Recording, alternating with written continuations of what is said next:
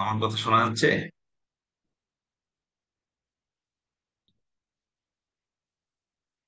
জি sir.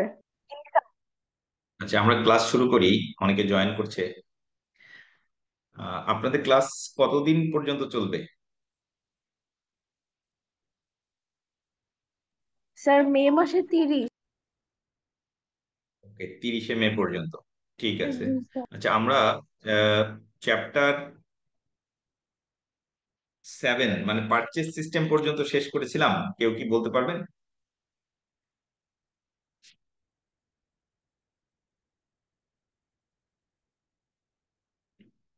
আমরা কোন পর্যন্ত পড়িয়েছিলাম আপনাদেরকে?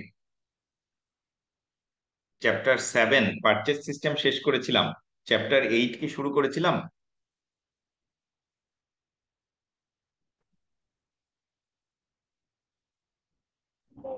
জি স্যার, চ্যাপ্টার 8 করেছিলাম, ওখান থেকে কন্ট্রোল রিস্ক একটু পড়িয়েছিলেন। কোনটা chapter? Sir chapter eight eight শুরু, এমপ্লয়।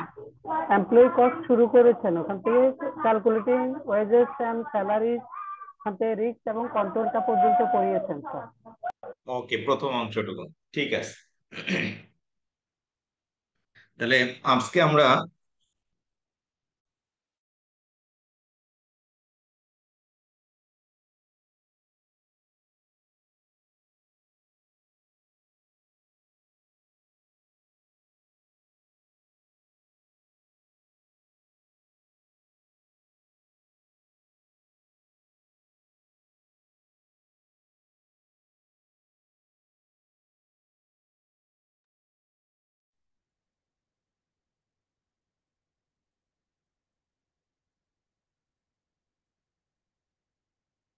আমরা চ্যাপ্টার 8 এর বাকি অংশটুকুন আপনাদের সাথে আলোচনা করব।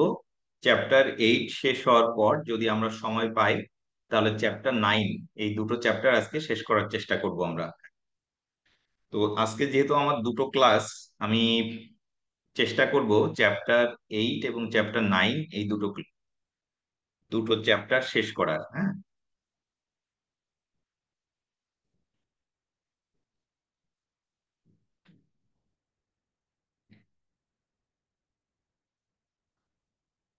আমার স্লাইডটা দেখতে পাচ্ছেন আপনারা? স্ক্রিন দেখা যাচ্ছে?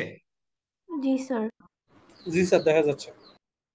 ওকে, থ্যাংক ইউ। একটু হেল্প করতে হবে যেহেতু আমরা জুমে ক্লাস নিচ্ছি।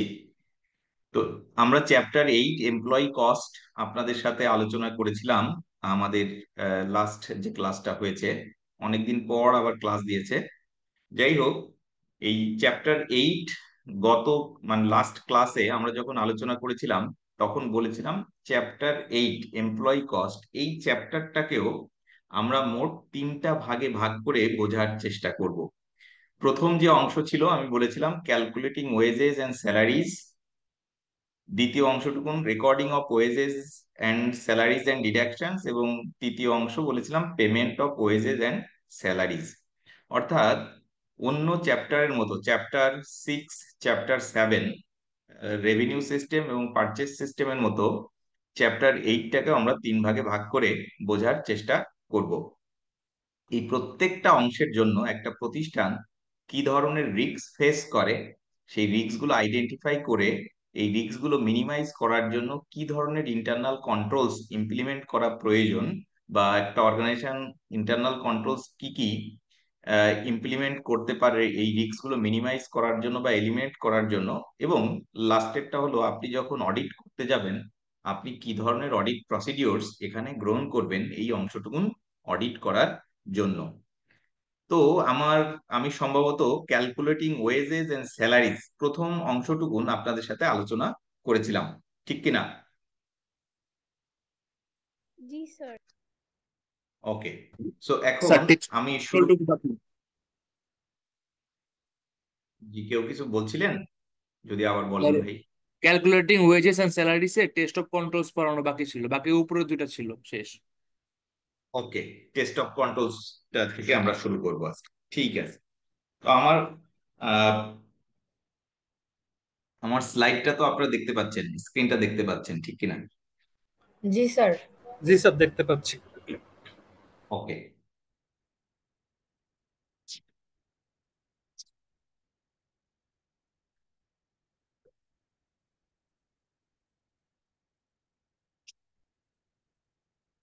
আপনারা সবাই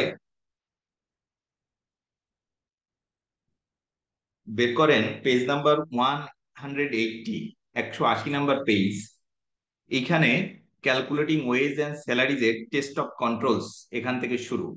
তো গত ক্লাসে যেহেতু আমরা আলোচনা করেছিলাম ক্যালকুলেটিং ওয়েজ এন্ড স্যালারির ক্ষেত্রে রিস্ক এবং কন্ট্রোলস গুলো, আজকে আমরা আলোচনা করব আপনি যখন অডিট করতে যাবেন, অর্থাৎ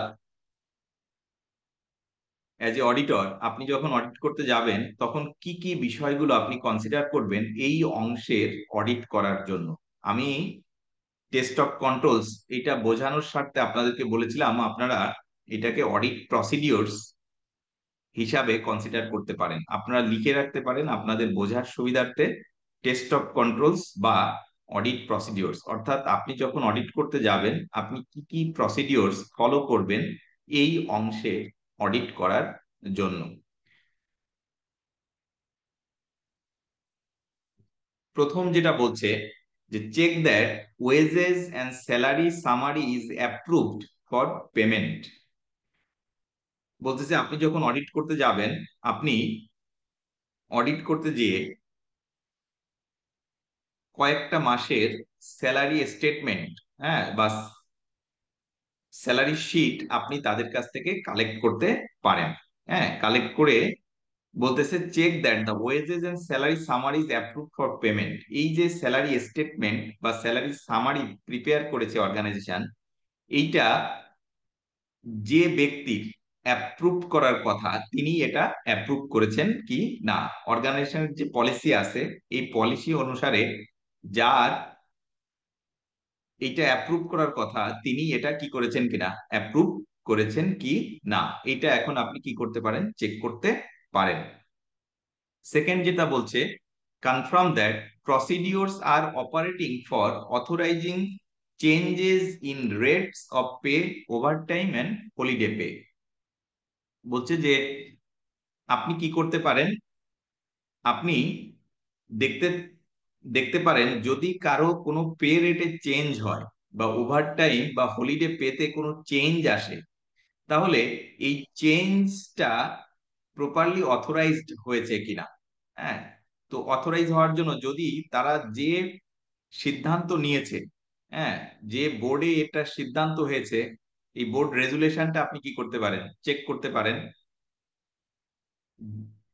রেটটা, নতুন যে রেট, অর্থাৎ ধরেন কোনো একজন এমপ্লয়ি আগে পার আওয়ার প্রতি ঘন্টার জন্য 500 টাকা পাতো, তাকে পে করা হতো, এখন এটা চেঞ্জ হয়ে 550 টাকা হয়েছে। তাহলে কবে থেকে হয়েছে সেই অনুসারে এই স্যালারি স্টেটমেন্ট বা ওয়েজেস স্টেটমেন্ট প্রিপেয়ার করা হয়েছে কিনা, কোন কোন রেট গুলো চেঞ্জ করা হয়েছে, রেগুলার পে রেটে চেঞ্জ করা হয়েছে, ওভারটাইম রেটে চেঞ্জ করা হয়েছে বা হলিডে পেতে চেঞ্জ করা হয়েছে কিনা, এই বিষয়গুলো এখন আপনি কি করতে পারেন, ক্রস চেক করে করতে পারেন। এই জন্য বলছে confirm that procedures are operating for authorising changes in rates of pay, overtime এবং হলিডে পে। আপনি ওই অর্গানাইজেশনের যে পলিসি আছে পে রেট চেঞ্জ করার জন্য, এই অর্গানাইজেশন পলিসি অনুসারে এই পে রেটটা চেঞ্জ করা হয়েছে কিনা, এবং যে স্যালারি স্টেটমেন্ট বা ওয়েজেস স্টেটমেন্ট প্রিপেয়ার করা হয়েছে যদি তারা কম্পিউটারাইজ সিস্টেমের মাধ্যমে এটা মেনটেন করে থাকে তাহলে মাস্টার ডেটাতে এই চেঞ্জগুলো আনা হয়েছে কিনা, এই বিষয়গুলো আপনি এখন কি করতে পারেন, চেক করে দেখতে পারেন। এরপর বলছে obtain evidence that staff only start being paid when they join the company are removed from the payroll when they leave the company।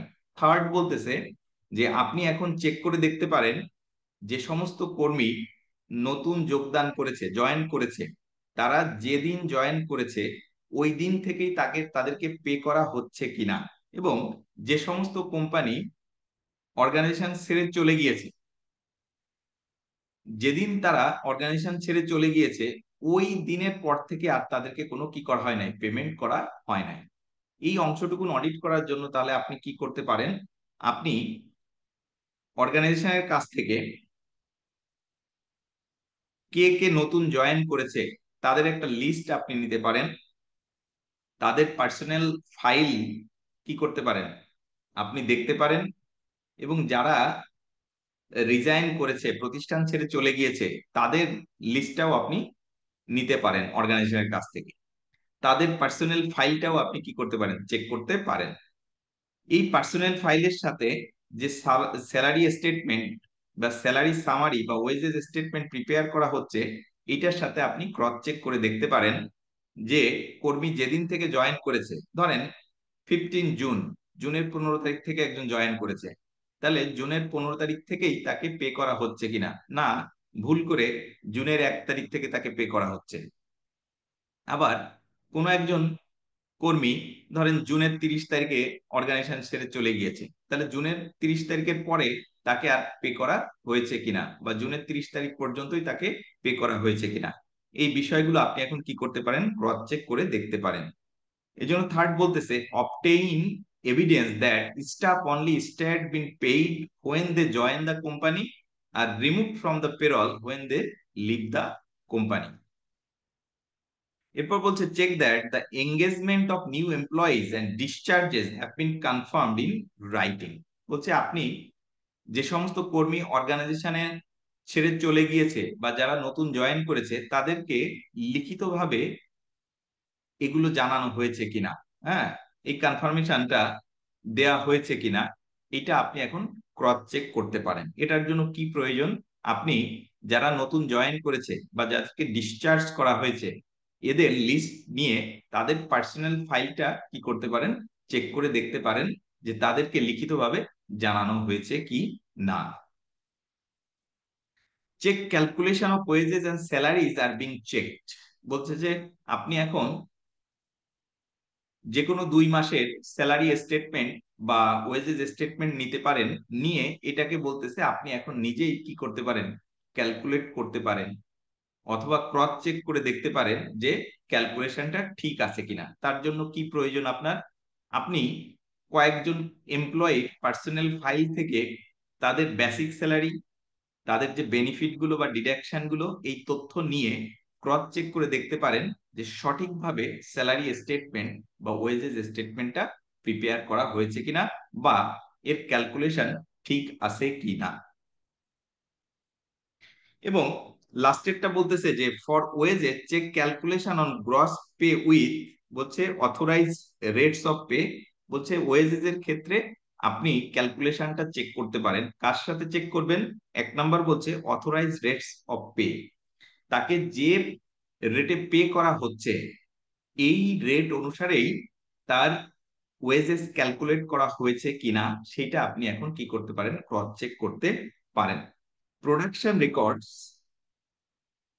Clock cards, time sheet, এইগুলোর সাথে আপনি চেক করতে পারেন যে তাকে কত ঘন্টার জন্য পে করা হচ্ছে, এবং সেই পে রেট দিয়ে এটাকে কি করতে হবে, এটাকে পে রেটের সাথে তার যে আওয়ার কাজ করেছে, হ্যাঁ, এই দুইটা সঠিকভাবে কনসিডার করা হয়েছে কিনা, তার যে স্যালারি স্টেটমেন্ট বা স্যালারি সামারি বা ওয়েজেস সামারি প্রিপেয়ার করেছে, সেটা কনসিডার করে ক্যালকুলেশন ঠিক আছে কিনা, সেটা আপনি কি করতে পারেন, ক্রস চেক করতে পারেন। এবং লাস্টেরটা বলছে for salaries verify that the gross salaries and bonuses are in accordance with personnel record contacts of employees.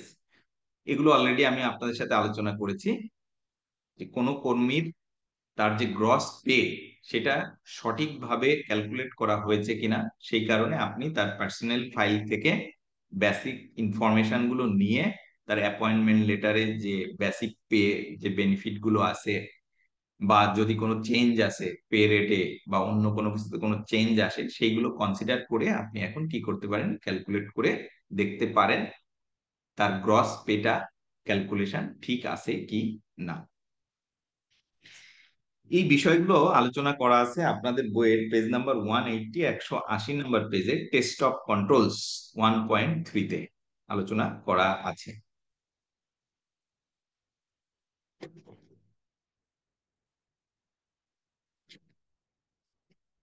এখন আপনারা সবাই একটু বের করেন পেজ নাম্বার 180, 180 নম্বর পেজ।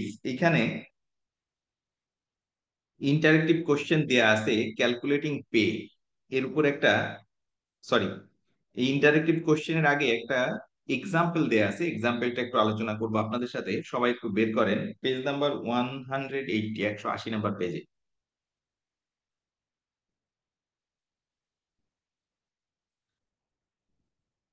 বের করেছেন? জি স্যার। জি স্যার। আচ্ছা, এখানে দেখেন, the auditors at Clean company to check that controls over the negotiated pay rise operated properly। বলছে auditor at Clean company, clean company একটা কোম্পানির নাম, এর অডিটরের কথা বলছে ওয়ান্ট টু চেক দ্যাট, তারা চেক করতে চাচ্ছে controls over the negotiated pay rise operated properly. কি চেক করতে চাচ্ছে? কন্ট্রোলটা চেক করতে চাচ্ছে কর্মীদের যে পে রেট চেঞ্জ হয়েছে এইটা। They have a copy of minutes of the meeting where the pay rise was agreed। বলছে আপনি এখন কি করতে পারেন, আপনি অর্গানাইজেশনের কাছ থেকে কালেক্ট করতে পারেন যে মিটিং এ এটা অ্যাপ্রুভ হয়েছে সেই meeting মাইনটসটা।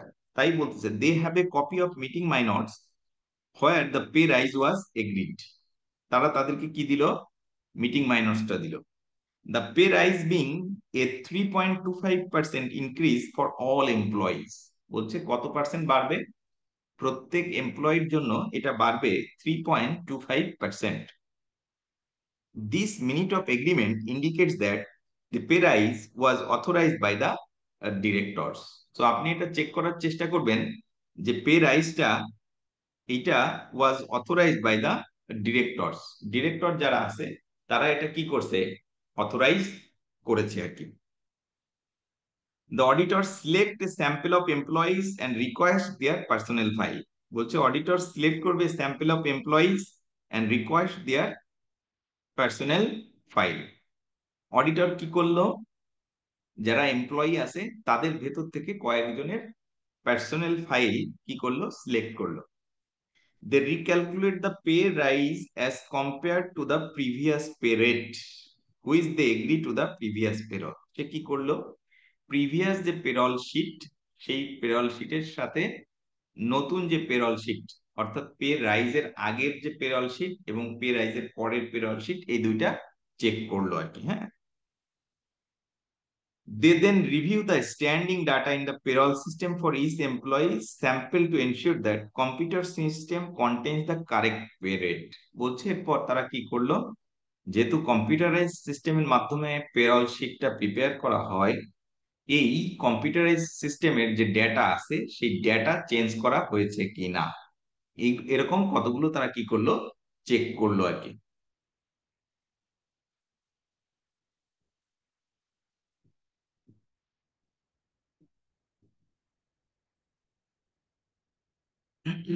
They check that each employee was paid the correct wage in the month following the pay rise।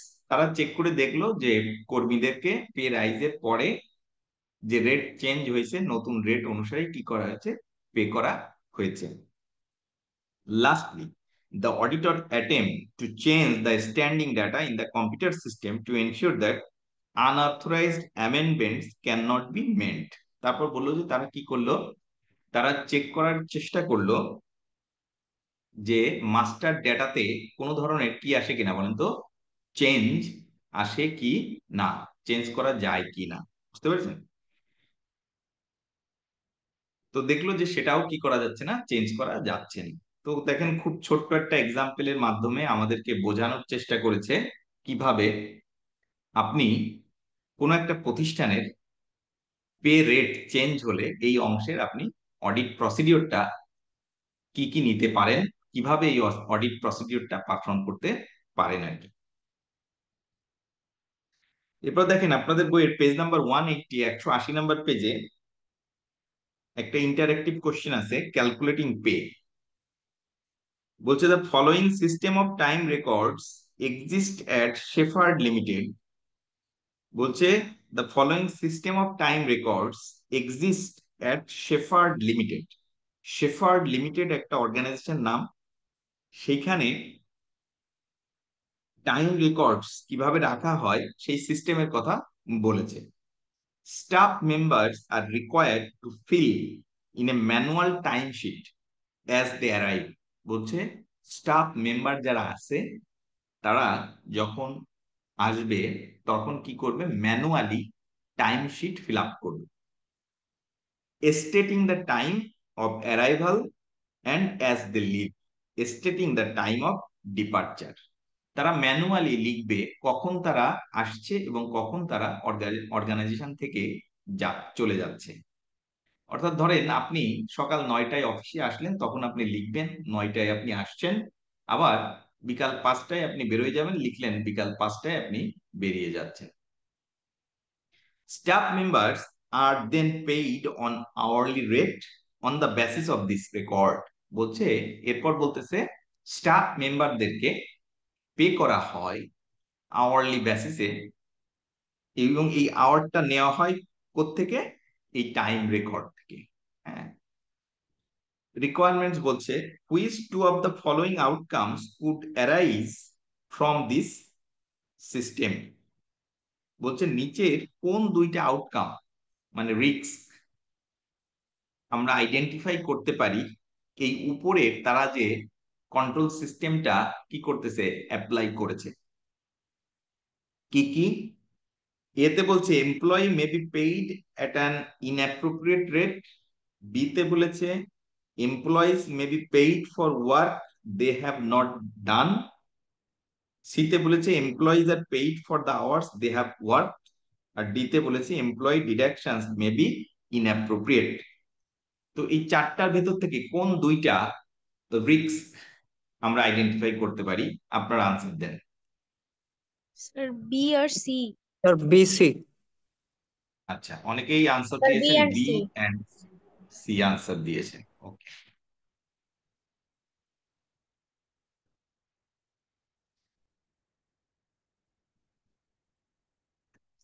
হ্যাঁ, যারা আনসার দিয়েছেন আপনাদের আনসার আমার মনে হয় ঠিকই আছে। B a number, employees may be paid at an inappropriate rate. তো এখানে তো আমাকে ইনঅ্যাপ্রোপ্রিয়েট। টাইমের কথা বলতেছে, রেটের কথা না, তো এটাকে আমরা পরে কনসিডার করি। বি বলছে employee may be paid for work they have not done. হ্যাঁ, হতে পারে, কারণ তারা যদি সঠিকভাবে না লেখে তাহলে কাজ না করার জন্য তাদেরকে পে করা হতে পারে। Employees are paid for the hours they have worked, right, এটাও হতে পারে, তারা যখন কাজ করতেছে সঠিকভাবে লিখলে সেইটার জন্য তাকে পে করা যেতে পারে। আর লাস্টেরটা বলছে employees are paid for the hours they have worked, employees deduction may be inapproved. So এটা এর সাথে কিনা রিলেটেড না। তাহলে আমার মনে হয় আনসার বি এবং সি হওয়া উচিত। এখন আসেন আমরা এই চ্যাপ্টারকে যে 3টা ভাগে ভাগ করেছিলাম এর দ্বিতীয় অংশ বা সেকেন্ড পার্টটুকু আমরা আলোচনা করব। এখান থেকেও আমরা দেখার চেষ্টা করব একটা অর্গানাইজেশন কি ধরনের রিস্ক ফেস করতেছে, আর আপনি যখন এই রিস্ক গুলো মিটিগেট করার জন্য বা মিনিমাইজ করার জন্য কি ধরনের ইন্টারনাল কন্ট্রোলস ইমপ্লিমেন্ট করা প্রয়োজন, আর আপনি যখন অডিট করতে যাবেন আপনি কি ধরনের অডিট প্রসিডিওরস গ্রহণ করবেন। সেকেন্ডটা হচ্ছে recording of wages and salary ডিডাকশনস।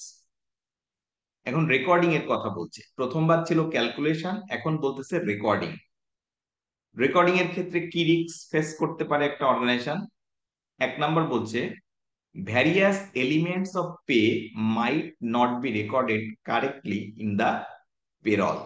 বলছে যে various elements of pay might not be recorded correctly in the payroll. Recording various element গুলো কি হতে পারে আমরা প্রথম দিনই আলোচনা করেছিলাম, যেমন তার বেসিক স্যালারি হতে পারে, তাকে যে বেনিফিট গুলো দিবে যেমন হাউস রেন্ট হতে পারে, মেডিকেল অ্যালাওয়েন্স হতে পারে, কনভেন্স অ্যালাওয়েন্স হতে পারে, তাই না? ডিডাকশন কি কি হতে পারে, যেমন তার ট্যাক্স ডিডাকশন হতে পারে, তাকে যদি অ্যাডভান্স অ্যাডজাস্ট করতে হয় সে তার একটা ডিডাকশন হতে পারে, এরকম অনেক ধরনের ডিডাকশন হতে পারে। যদি প্রভিডেন্ট ফান্ড থাকে তার ডিডাকশন হতে পারে। এই এলিমেন্ট গুলোর কথা বলছে, এইটা রেকর্ডিং এ কি হতে পারে বলেন তো? ভুল হওয়ার একটা সম্ভাবনা থাকতে পারে।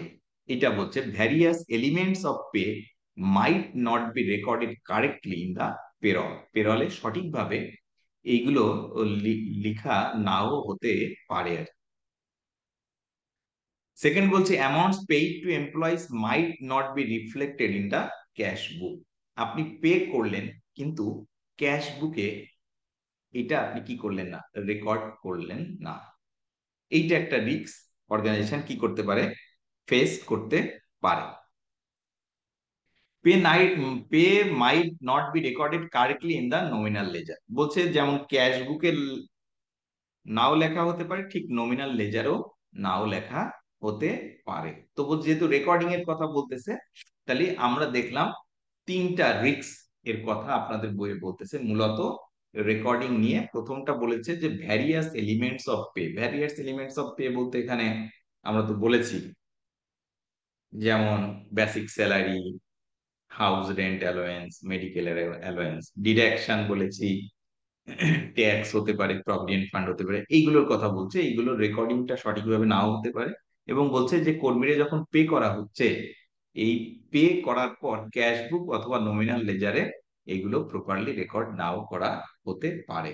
যদি রেকর্ড করা না হয় তাহলে কি হতে পারে, এটা রিস্ক থেকে যায় না, তাদেরকে আবার কি করতে হতে পারে, পে করা হতে পারে।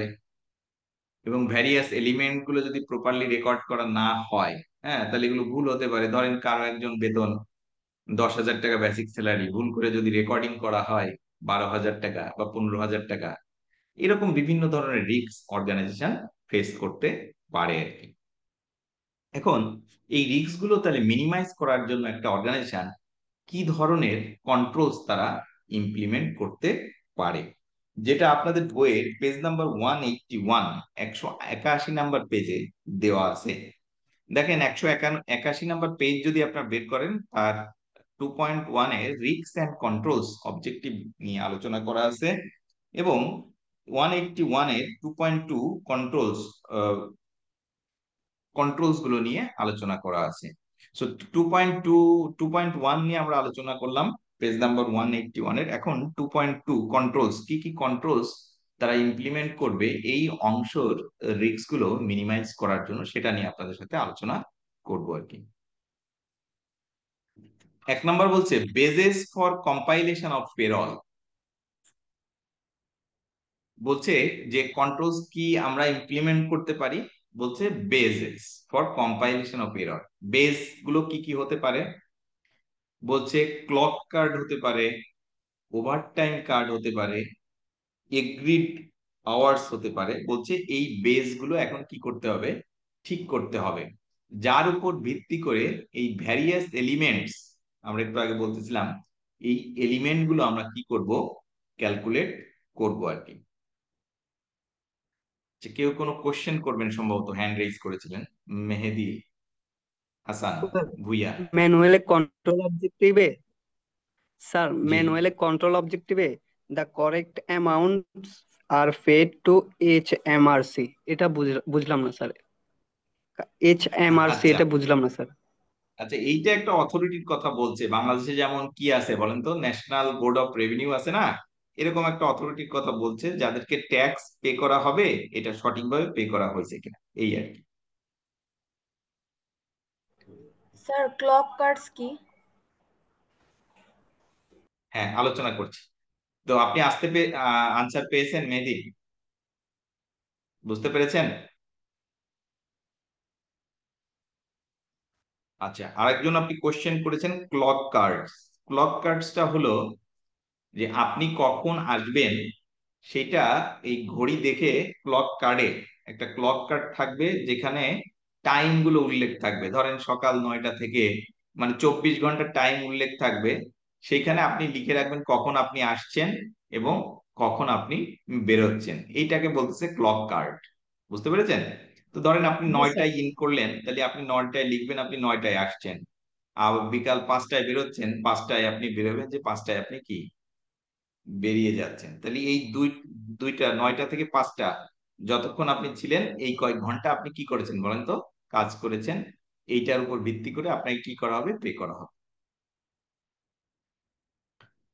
যে কোশ্চেন করেছেন বুঝতে পেরেছেন? জি স্যার, বুঝতে পেরেছি। বলছে আমরা এই উপরের রিস্ক গুলো মিনিমাইজ করার জন্য কি ধরনের কন্ট্রোলস আমরা ইমপ্লিমেন্ট করতে পারি, সেটা প্রথম যেটা বলেছে bases for compilation of payroll. এই পেরল ক্যালকুলেশন করার জন্য আমার যে বেস গুলো আছে সেই বেস গুলো আমরা ক্যালকুলেট করতে পারি। 1 নাম্বার বলেছে ক্লক কার্ডের কথা বলেছে, 2 নাম্বার বলছে ওভার টাইমের কথা, 3 নাম্বার বলছে এগ্রিড আওয়ারের কথা, এগ্রিড আওয়ার্স। এরপর বলছে যে agreements for the preparation, checking and approval of payroll. বলছে যে আপনি প্রিপারেশন, চেকিং এবং অ্যাপ্রুভাল অফ পেরল এই ক্ষেত্রে আপনি সেগ্রিগেশন অফ ডিউটিস কি করতে পারেন, ইমপ্লিমেন্ট করতে পারেন। তাহলে এই সেগ্রিগেশন অফ ডিউটি যদি থাকে তাহলে আমার কি হবে, যে স্যালারি স্টেটমেন্ট বা পেরল স্টেটমেন্টটা প্রিপেয়ার করা হচ্ছে বা রেকর্ড করা হচ্ছে, সেই ক্ষেত্রে যদি কোনো রিস্ক থাকে সেই রিস্কটা আমরা মিনিমাইজ করতে পারবো বা এলিমিনেট করতে পারবো। কেউ একজন কি করবে, এইচআর হিউম্যান রিসোর্স ডিপার্টমেন্ট যদি থাকে তাহলে কেউ একজন এটা কি করবে, প্রিপেয়ার করবে, কেউ একজন রিকমেন্ড করবে, কেউ একজন কি করবে, অ্যাপ্রুভ করবে। তাহলে যদি কেউ ভুল করে তাহলে অন্য একজন এটা সংশোধন করার সুযোগ পাবে। বলছে যদি এই সেগ্রিগেশন অফ ডিউটিস থাকে তাহলে উপরের যে রিস্ক গুলোর কথা আমরা আলোচনা করলাম এই রিস্ক গুলোকে আমরা মিনিমাইজ করতে পারবো বা এলিমিনেট করতে পারবো। এরপর বলছে procedures for dealing with non routine matters. যদি কোনো নন রুটিন ম্যাটার থাকে তাহলে সেগুলোকে কিভাবে আমরা অ্যাড্রেস করতে পারি, এই প্রসিডিওর সম্পর্কেও কি থাকতে হবে বলেন তো, অর্গানাইজেশনের পলিসি থাকতে হবে। রুটিন এবং নন রুটিন ম্যাটার নিয়ে আমি চ্যাপ্টার 5 পড়ানোর সময় ইন ডিটেলস আলোচনা করেছি। আপনারা জানেন রুটিন ওয়ার্ক মানে প্রতিদিন যে সমস্ত ট্রানজেকশন গুলো হচ্ছে এর বাইরে যদি কোনো কিছু হয় সেগুলোকে বলছে নন রুটিন ম্যাটার্স। এমন যদি কোনো ঘটনা হয় সেই ক্ষেত্রে কিভাবে এটা রেকর্ডিং করবে সেই বিষয়েও পরিষ্কার একটা গাইডলাইন থাকতে হবে অর্গানাইজেশনের। Maintenance of separate employees previous record, বলছে যে এমপ্লয়ীদের প্রিভিয়াস রেকর্ড গুলো মেইনটেইন করতে হবে। আমরা বলেছিলাম এই চ্যাপ্টার পড়ানোর সময় যে প্রত্যেক এমপ্লয়ির নামে একটা কি থাকে বলেন তো, পার্সোনাল ফাইল থাকে। তাহলে এই পার্সোনাল ফাইলে তার যে প্রিভিয়াস রেকর্ড গুলো রাখতে হবে, হ্যাঁ, ওই employee. 1 for 1 checking of payroll details back to independently maintained personnel records। বলছে আপনি এখন কি করবেন, 1 for 1 checking of payroll details back to independently maintained personnel records। বলছে এখন প্রত্যেকটা কর্মীর যে পার্সোনাল ফাইল আছে এই প্রত্যেকটা কর্মীর পার্সোনাল ফাইলের সাথে যে পেরল স্টেটমেন্ট প্রিপেয়ার করা হচ্ছে এই পেরল স্টেটমেন্টের ক্রস চেক করতে হবে।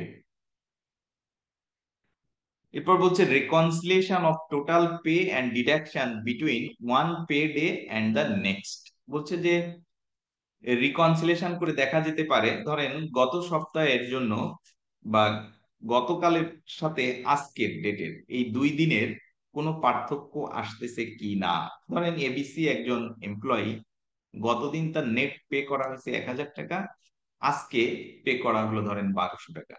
তো এই পার্থক্য 200 টাকা কেন হলো, তার কি পে রেট চেঞ্জ হয়েছে বা কি কারণে এটা চেঞ্জ হলো, এই রিকনসিলিয়েশনটা আপনারা কি করবেন এখন চেক করতে পারেন। বা একটা অর্গানাইজেশন যখন তার স্যালারি স্টেটমেন্ট বা পেরল স্টেটমেন্ট প্রিপেয়ার করবে, ওয়েজেস স্টেটমেন্ট প্রিপেয়ার করবে, তখন এইটা কি করতে পারে, ক্রস চেক করে দেখতে পারে যে তার গত দিন বা গত সপ্তাহের পে রেটের সাথে বা পেমেন্ট করা হয়েছে তার সাথে এই পেমেন্টের কোনো পরিবর্তন আসে কি না। Comparison of actual pay totals with budget estimates or standard cost and the investigation of difference between them। এটা বলতেছে যে আপনি অ্যাকচুয়াল যে পে করা হচ্ছে কর্মীকে তার সাথে অর্গানাইজেশনের যদি কোনো বাজেট থাকে এই বাজেটের কোনো ধরনের পার্থক্য আসছে কিনা, যদি কোনো বাজেট ভ্যারিয়েন্স আসে কেন আসছে এর কারণটা খুঁজে বের করতে হবে।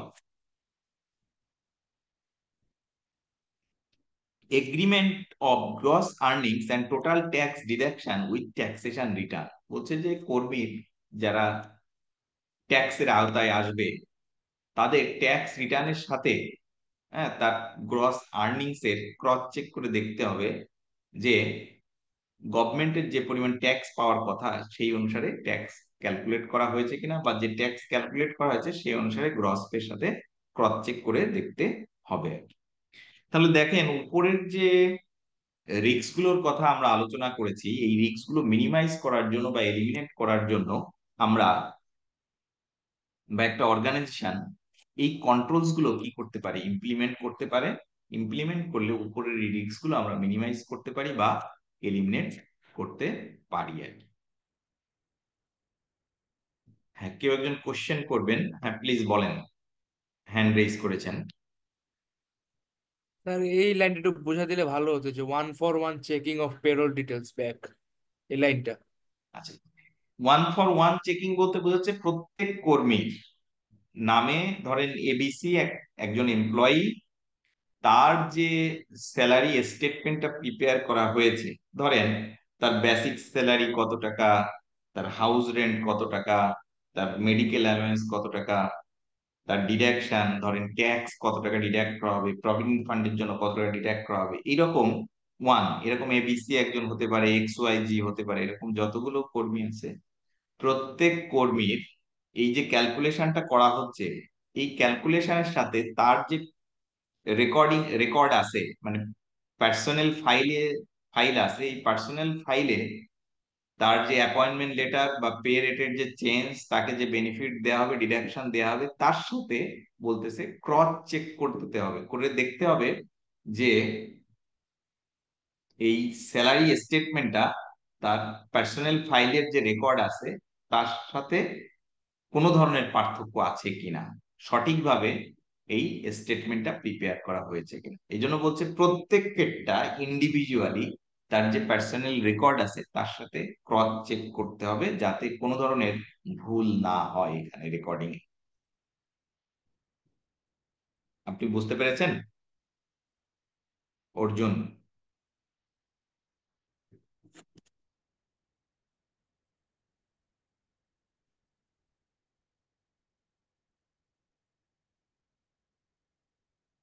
অর্জুন আমার কথা শুনতে পাচ্ছেন? আপনাকে আনমিউট করে নিতে হবে, মিউট আছেন। আপনি কি বুঝতে পেরেছেন? ওকে,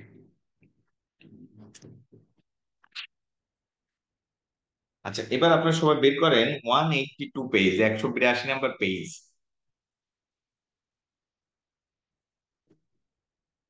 আমার কথা শুনতে পাচ্ছেন আপনারা?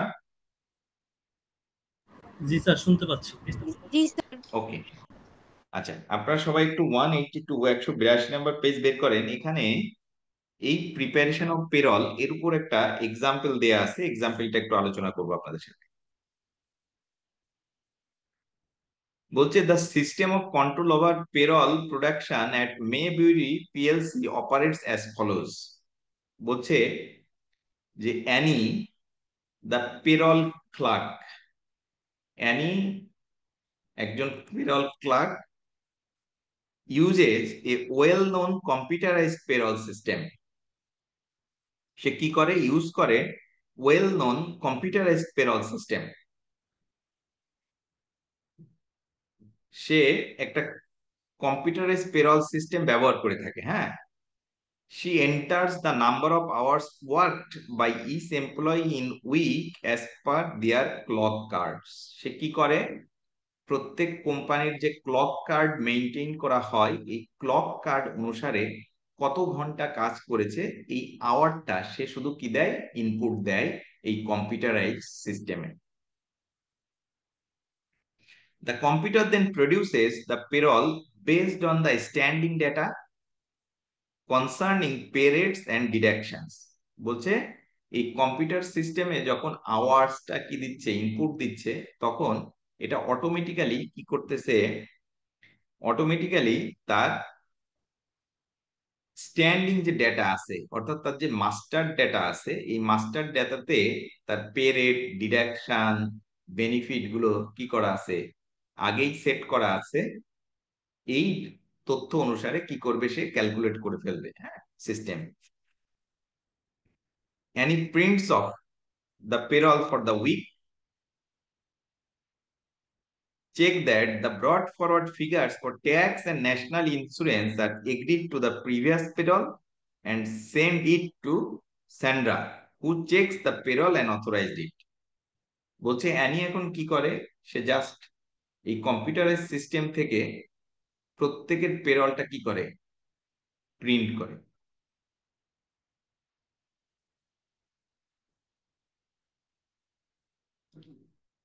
আচ্ছা, আমার এখানে আজান হচ্ছে, আমরা একটু ব্রেক নেই, শেষ হলে আবার শুরু করব, ঠিক আছে? Okay sir.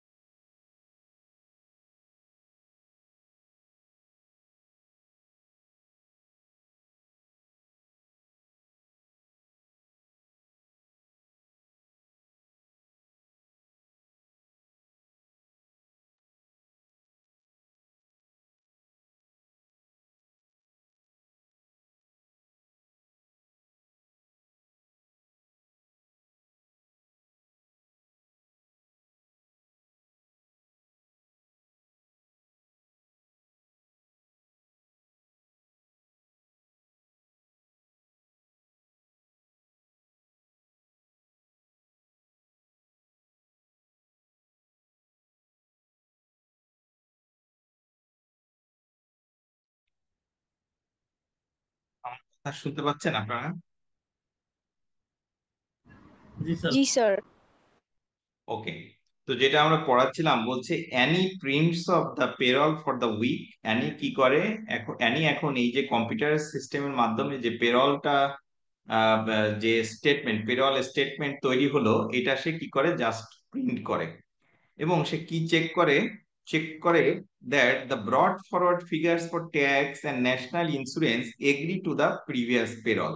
আগের যে পেরল স্টেটমেন্ট, এই পেরল স্টেটমেন্টের সাথে সে ক্রস চেক করার চেষ্টা চেষ্টা করে ট্যাক্স এবং ন্যাশনাল ইন্স্যুরেন্সটা ঠিক আছে কিনা, and send it to Sandra. তারপর সে এটা কাকে সেন্ড করে দেয়? স্যান্ড্রাকে সেন্ড করে দেয়। Who check the payroll and authorise it, সে কি করে? এটা চেক করে এবং অথরাইজ করে আর কি।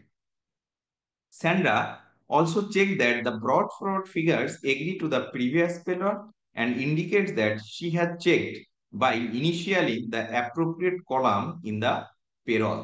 বলছে স্যান্ড্রা কি করে? Sandra also checked that the brought forward figures agreed to the previous payroll.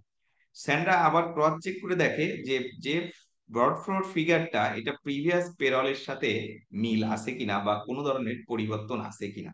indicate that she had checked by initialing the appropriate column in the payroll. এরপর সে কি করে? সে সিগনেচার করে এবং she compares a sample of net pays to the previous payroll and investigate any significant differences. সে চেষ্টা করে sample স্বরূপ previous পেরলের যে net pay সেটার সাথে এই বর্তমান যে পেরলটা তৈরি করেছে এইটার চেক করার। she authorize it by signing it, সেটা অথরাইজ করে সাইন করে।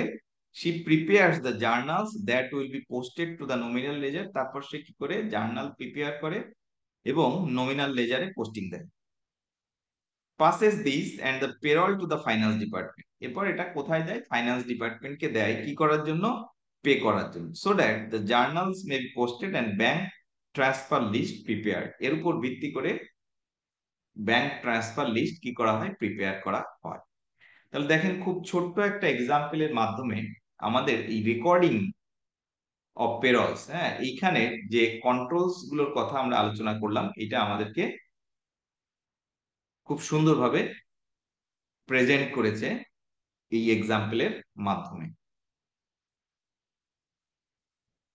এরপর আসেন recording of wages and salary direction. এই ক্ষেত্রে আমরা কি ধরনের অডিট প্রসিডিওরস বা টেস্ট অফ কন্ট্রোলস অ্যাপ্লাই করতে পারি এই অংশের কি করার জন্য? অডিট করার জন্য।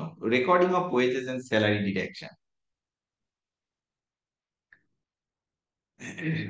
বলছে যে ওয়েজেস এর ক্ষেত্রে আমরা কি কি বিষয়গুলো চেক করতে পারি অডিট করতে। যে এটা আছে আপনাদের বইয়ের পেজ নাম্বার 182, 182 নাম্বার পেজে আছে। সবাই একটু 182 নাম্বার পেজ সবাই বের করে। 182 ওয়েজেস এর ক্ষেত্রে বলতেছে যে previous week payroll, clock card, time sheet, job card, costing analysis, production budget, এইগুলো আপনি কি করতে পারেন? সংগ্রহ করতে পারেন অডিট করতে। যে আপনি স্যাম্পল স্বরূপ কোনো একটা ভাউচার আপনি নিতে পারেন, এই পেরলের ভাউচার। ধরেন আপনি পরপর দুটো মাসের বা দুইটা উইকের কি নিলেন? 2 মাসের পেরলের ভাউচার আপনি নিলেন। নিয়ে আপনি কি করতে পারেন? ক্রস চেক করে দেখতে পারেন যে কোনো ধরনের কি আছে কিনা। বলেন তো, দুইটা আগের মাসের যে পেরল স্টেটমেন্ট বা পেরল সামারি এটার সাথে এই মাসের পেরল সামারির কোনো ধরনের কি আছে কিনা, কোনো চেঞ্জ আছে কিনা। এরপর আপনি দেখতে পারেন যে অর্গানাইজেশনের যে ক্লক কার্ড বা টাইম শিট বা জব কার্ড আছে এইটাই যে আওয়ার লেখা আছে সেই আওয়ার কনসিডার করেই এই পেরল স্টেটমেন্ট বা পেরল শিটটা প্রিপেয়ার করা হয়েছে কি না, এটা আপনি কি করতে পারেন? ক্রস চেক করে দেখতে পারেন। এরপর বলতেছে যে আপনি কি করতে পারেন? Checking for wages for number of weeks, একাধিক, হ্যাঁ, আপনি 4 সপ্তাহ, 5 সপ্তাহ বা 6 সপ্তাহ কি নিতে পারেন? এই পেরল স্টেটমেন্ট নিতে পারেন বা স্যালারি স্টেটমেন্ট নিতে পারেন। নিয়ে আপনি কি করতে পারেন? যে কোনো অ্যাডিশন হয়েছে কিনা। একটু আগে আমরা আলোচনা করছিলাম অ্যাডিশন কখন হবে? যদি নতুন কর্মী জয়েন করে, ঠিক কিনা? যদি পে রেটে কোনো চেঞ্জ আসে সেগুলো আপনারা ক্রস চেক করে দেখতে পারেন। যদি অ্যাডিশন হয় তাহলে কেন অ্যাডিশন হলো আপনি তার পার্সোনাল ফাইলটা কল করতে পারেন, সে নতুন জয়েন করেছে কিনা বা পে রেটে কোনো চেঞ্জ আসছে কিনা, এগুলো আপনি এখন কি করতে পারেন? ক্রস চেক করে দিতে পারেন, দেখতে পারেন। এরপর বলছে totals of payroll details selected to summary of payroll, addition, cross cast summary, posting of summary to general ledger. আপনি কি করতে পারেন? এই যে পেরল স্টেটমেন্টটা আপনি ক্রস চেক করে দেখতে পারেন তার পার্সোনাল ফাইলের সাথে কতগুলো, একটা পেরল স্টেটমেন্ট থেকে কতগুলো কর্মীর কর্মীর নাম আপনি সিলেক্ট করে তাদের পার্সোনাল ফাইল থেকে তার ডেটা নিয়ে কি করতে পারেন, ক্রস চেক করে দেখতে পারেন যে ঠিক আছে কিনা যাবতীয় তথ্য উপাত্ত। এরপর আপনি যে নেট পে এটা প্রপারলি পোস্টিং দেয়া হয়েছে কিনা জেনারেল লেজারে, আপনি জেনারেল লেজারের সাথে এটা কি করতে পারেন, ক্রস চেক করতে পারেন। এরপর আপনি যখন পেমেন্ট হয়ে গেছে, এই পেমেন্টটা ক্যাশ বুকে এন্ট্রি দেয়া হচ্ছে কিনা, এই ক্যাশ বুকটাও আপনি কি করতে পারেন, চাইলে চেক করতে পারেন। তো এগুলো বলা আছে আপনাদের বইয়ের পেজ নাম্বার 182, 182 নাম্বার পেজে। আমরা ফর ওয়েজেস এর ক্ষেত্রে দেখলাম, আর স্যালারির ক্ষেত্রেও একই। স্যালারির ক্ষেত্রে বলেছে যে আপনি নাম্বার অফ উইকস অথবা মান্থ, হ্যাঁ, দুইটার ভেতর পার্থক্য হলো ওয়েজেস এর ক্ষেত্রে আপনাকে বলছে আপনি চাইলে কয়েকটা উইকের, 2টা বা 3টা উইকের দেখতে পারেন, আর ওয়েজেস এর ক্ষেত্রে বলতেছে আপনি কয়েকটা মান্থের কি নিতে পারেন, হ্যাঁ, স্টেটমেন্ট নিতে পারেন। নিয়ে সেম ওয়েজেস এর ক্ষেত্রে যে বিষয়গুলো চেক করেছেন, স্যালারির ক্ষেত্রেও সেম একই বিষয়গুলো চেক করে দেখতে পারেন। যেমন তার অ্যাডিশন যদি হয় তাহলে সেই অ্যাডিশনটা কেন হলো, নতুন কর্মী জয়েন করেছে কিনা তার পার্সোনাল ফাইলের সাথে ক্রস চেক করতে পারেন, কতগুলো কর্মীর পার্সোনাল ফাইলের সাথে তার যে পেরল স্টেটমেন্টটা প্রিপেয়ার করা হয়েছে, স্যালারি স্টেটমেন্ট, সেটা ক্রস চেক করে দেখতে পারেন, পোস্টিংটা দেয়া হয়েছে কিনা জেনারেল লেজারে, এগুলো আপনারা এখন ক্রস চেক করে দেখতে পারেন। আমি দুটো ভাগে ভাগ করে প্রেজেন্ট করেছি কোশ্চেন। ওয়েজেস, কোশ্চেনে ওয়েজেস যদি উল্লেখ করে তাহলে আপনাকে ওয়েজেস থেকে কি করতে হবে, আনসারটা দিতে হবে। যদি স্যালারির কথা উল্লেখ করে তাহলে স্যালারি থেকে আপনাকে কি দিতে হবে, আনসারটা দিতে হবে। এই জন্য আমি দুটো ভাগে ভাগ করে এখানে প্রেজেন্ট করছি, ফর ওয়েজেস এবং ফর স্যালারিজ।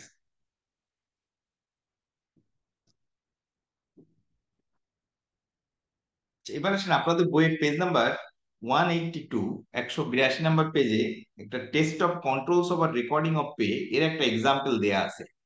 আপনারা পেয়েছেন আপনাদের বই সাথে থাকলে? জি sir. Okay, page number 182, test of controls over recording. এখানে বলছে an audit assistant on the audit of May Beauty PLC has been asked to test controls over the payroll. She has been given the following audit plan. Sample 4 separate weeks of payroll. হ্যাঁ, বলছে যে sample 4 separate weeks of payroll। বলছে an audit assurance of the audit of May Beauty PLC has been asked to test control over payroll. কোম্পানির নাম হলো মে beauty PLC.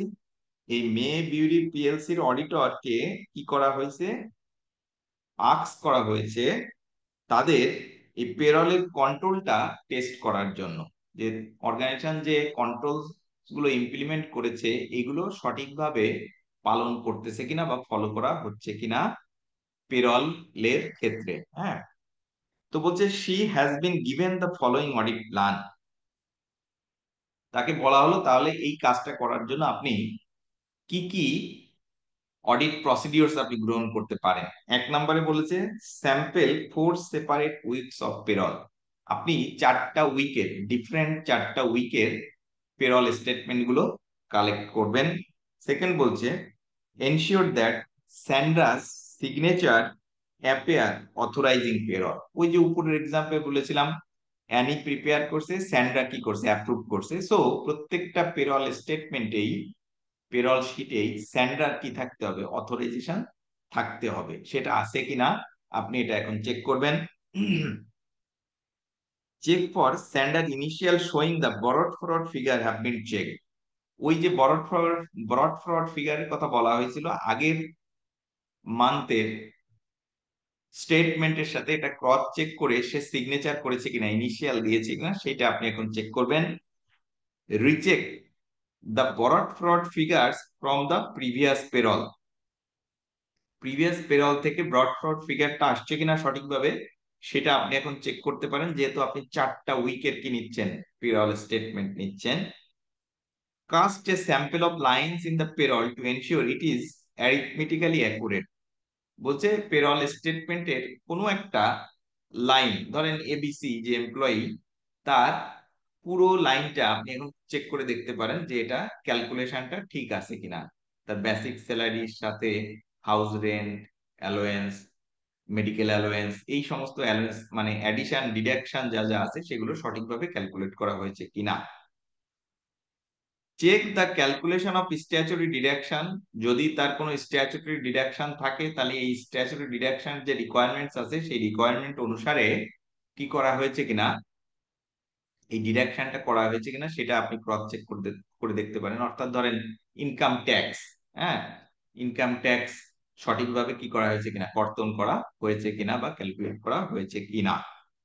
obtain journal sheet for posting to ledger and confirm that posting are correct। বলছে আপনি journal sheet নিতে পারেন, নিয়ে laser এবং লেজারে properly এটা পোস্টিং দেওয়া হয়েছে কিনা, তাহলে আপনি জেনারেল লেজারের সাথে এখন ক্রস চেক করে দেখতে পারেন লেজারে এটা প্রপারলি কি করা হয়েছে কিনা, পোস্টিং দেওয়া হয়েছে কিনা। Trace posting to ledger to ensure processed correctly এবং check a sample of hours work to original clock cards। বলছে আপনি এখন চেক করে দেখতে পারেন যে আওয়ার্স উল্লেখ করা হয়েছে, কত ঘন্টা কাজ করেছে, সেইটার সাথে তার যে সাপোর্টিং ক্লক কার্ড, এই ক্লক কার্ডের সাথে আপনি ক্রস চেক করে দেখতে পারেন মিল আছে কি নাই আর কি।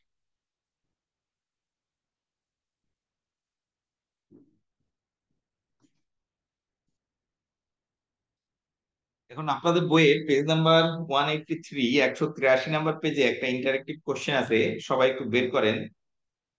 এক্সাম স্ট্যান্ডার্ড কোশ্চেন, খুবই গুরুত্বপূর্ণ, সবাই একটু বের করেন।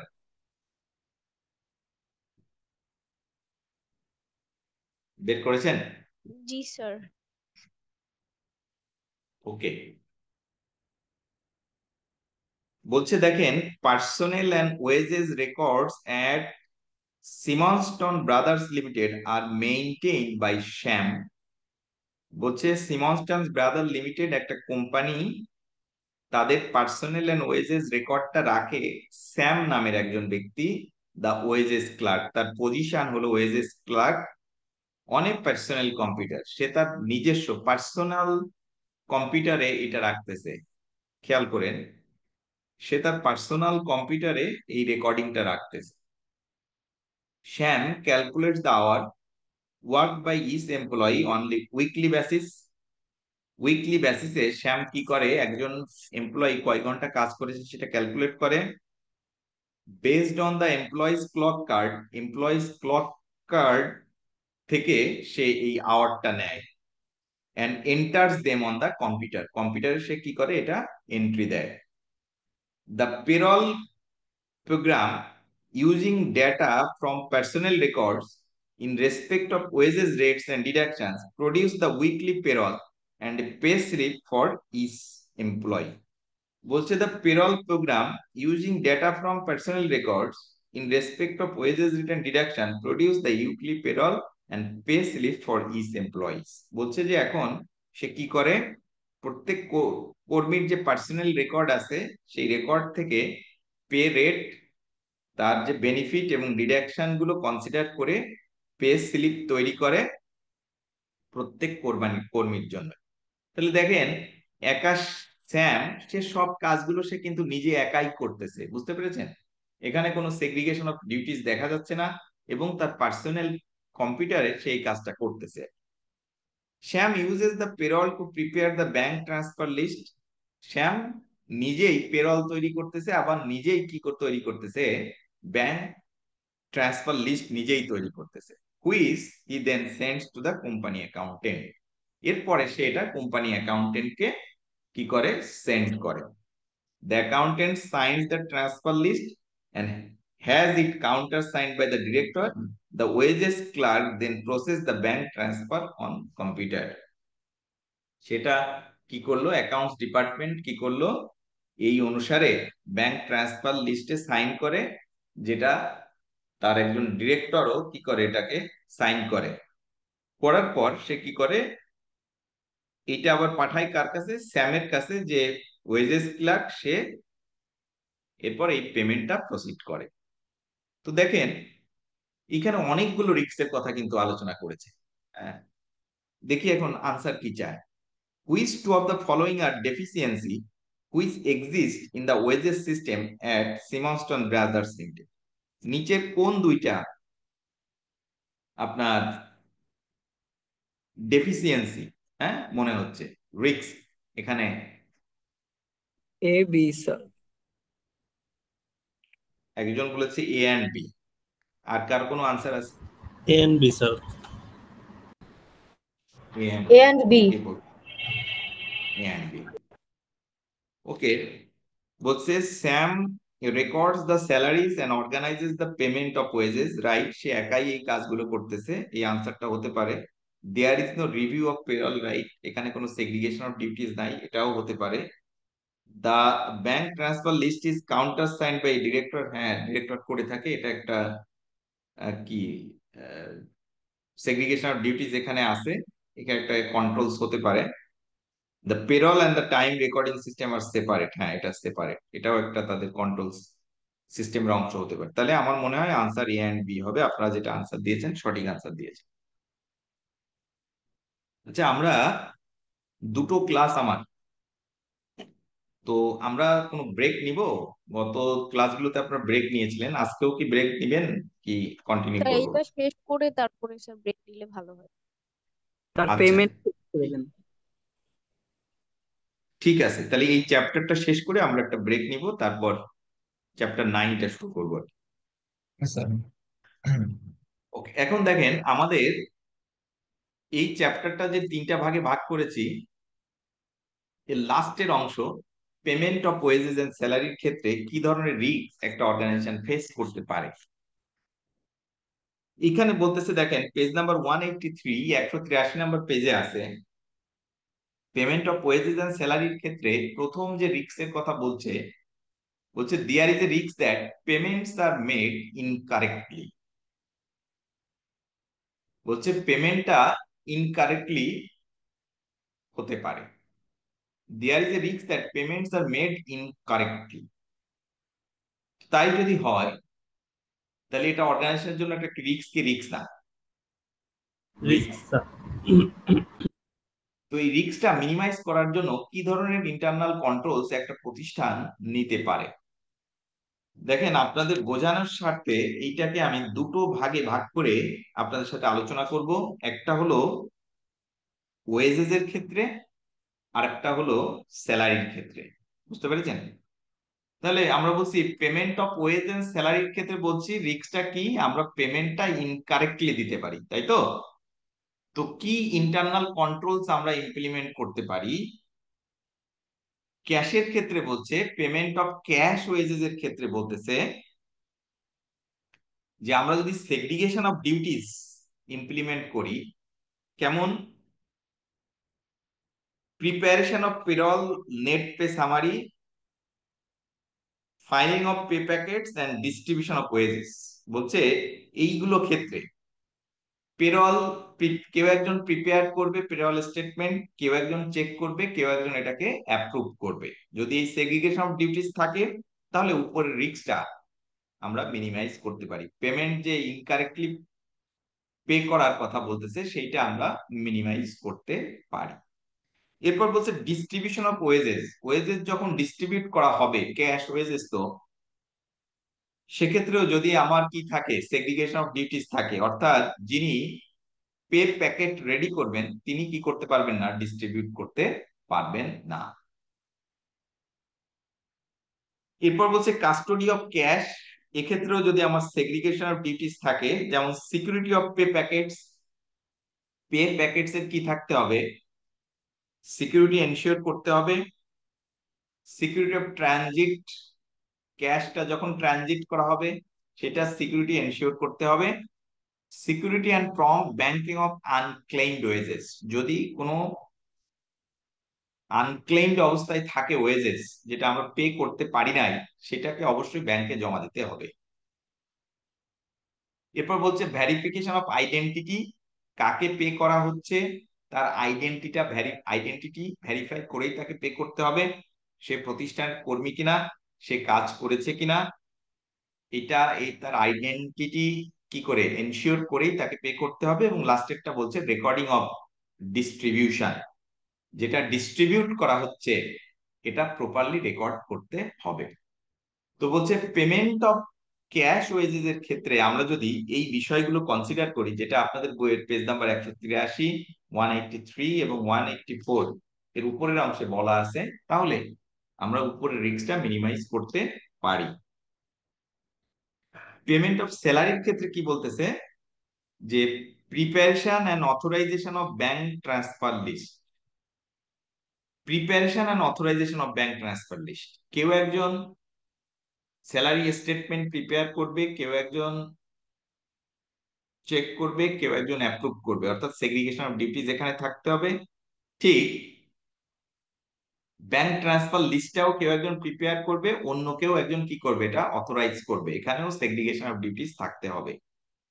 তো এই সেগ্রিগেশন অফ ডিউটিস যদি থাকে প্রিপারেশন এবং অথরাইজেশন এর ক্ষেত্রে ব্যাংক ট্রান্সফার লিস্টের, তাহলে আমরা উপরের রিস্কটাকে কি করতে পারি, মিনিমাইজ করতে পারি বা এলিমিনেট করতে পারি। Comparison of bank transfer list with payroll, বলছে ব্যাংক ট্রান্সফার লিস্ট যেটা করা হচ্ছে সেইটা পেরলের সাথে ক্রস ম্যাচ করতে হবে। পেরল স্টেটমেন্ট যেটা প্রিপেয়ার করা হয়েছে তার সাথে ব্যাংক ট্রান্সফার লিস্টের মিল আছে কিনা, বা কোনো ধরনের যদি ডিসক্রিপেন্সি থাকে, হ্যাঁ, তাহলে সেটা কেন, এই বিষয়টা কনসিডার করতে হবে। লাস্টেরটা বলছে maintenance and reconciliation of wages and salaries nominal ledger account, বলছে এখন যেটা পে করা হচ্ছে এটার সাথে নমিনাল লেজারে প্রপারলি পোস্টিং দেওয়া হচ্ছে কিনা, এই পোস্টিংটা কি করতে হবে, ক্রস চেক করতে হবে। তো এখানে আপনাদের বইয়েও দুটো ভাগে ভাগ করে আলোচনা করেছে, আপনারাও দুটো ভাগে ভাগ করে পড়ার চেষ্টা করবেন, কারণ যদি কোশ্চেন এখান থেকে আসে ওয়েজেস থেকে, তাহলে আপনাকে ওয়েজেস থেকে আনসার দিতে হবে, যদি স্যালারি থেকে আসে স্যালারি থেকে আপনাকে আনসার দিতে হবে আর কি।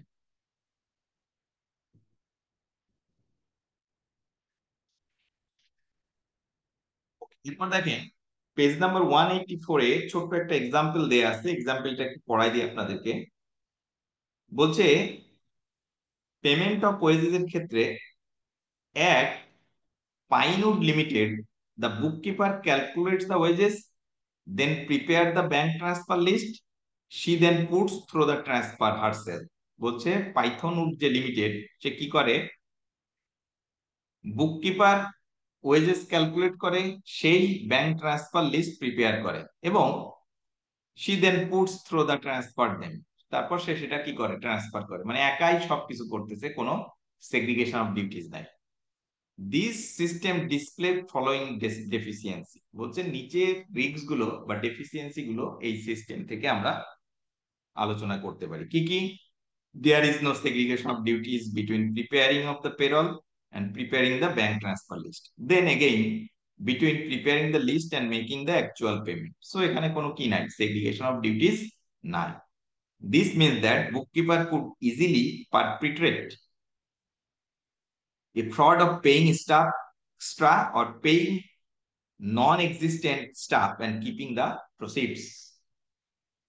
So বলছে সে এই কি করতে পারে, এই ফ্রড গুলো সে করতে পারে। যাই হোক, এখন আমরা আলোচনা করব যে পেমেন্ট অফ ওয়েজেস এন্ড স্যালারির ক্ষেত্রে আপনি যখন অডিট করতে যাবেন কি ধরনের অডিট প্রসিডিওর গুলো আপনি গ্রহণ করবেন। এক নম্বর বলছে arrange to attend the payout of wages to confirm that official procedures are being followed. বলছে আপনি কি করতে পারেন, ওয়েজেস এর ক্ষেত্রে আপনি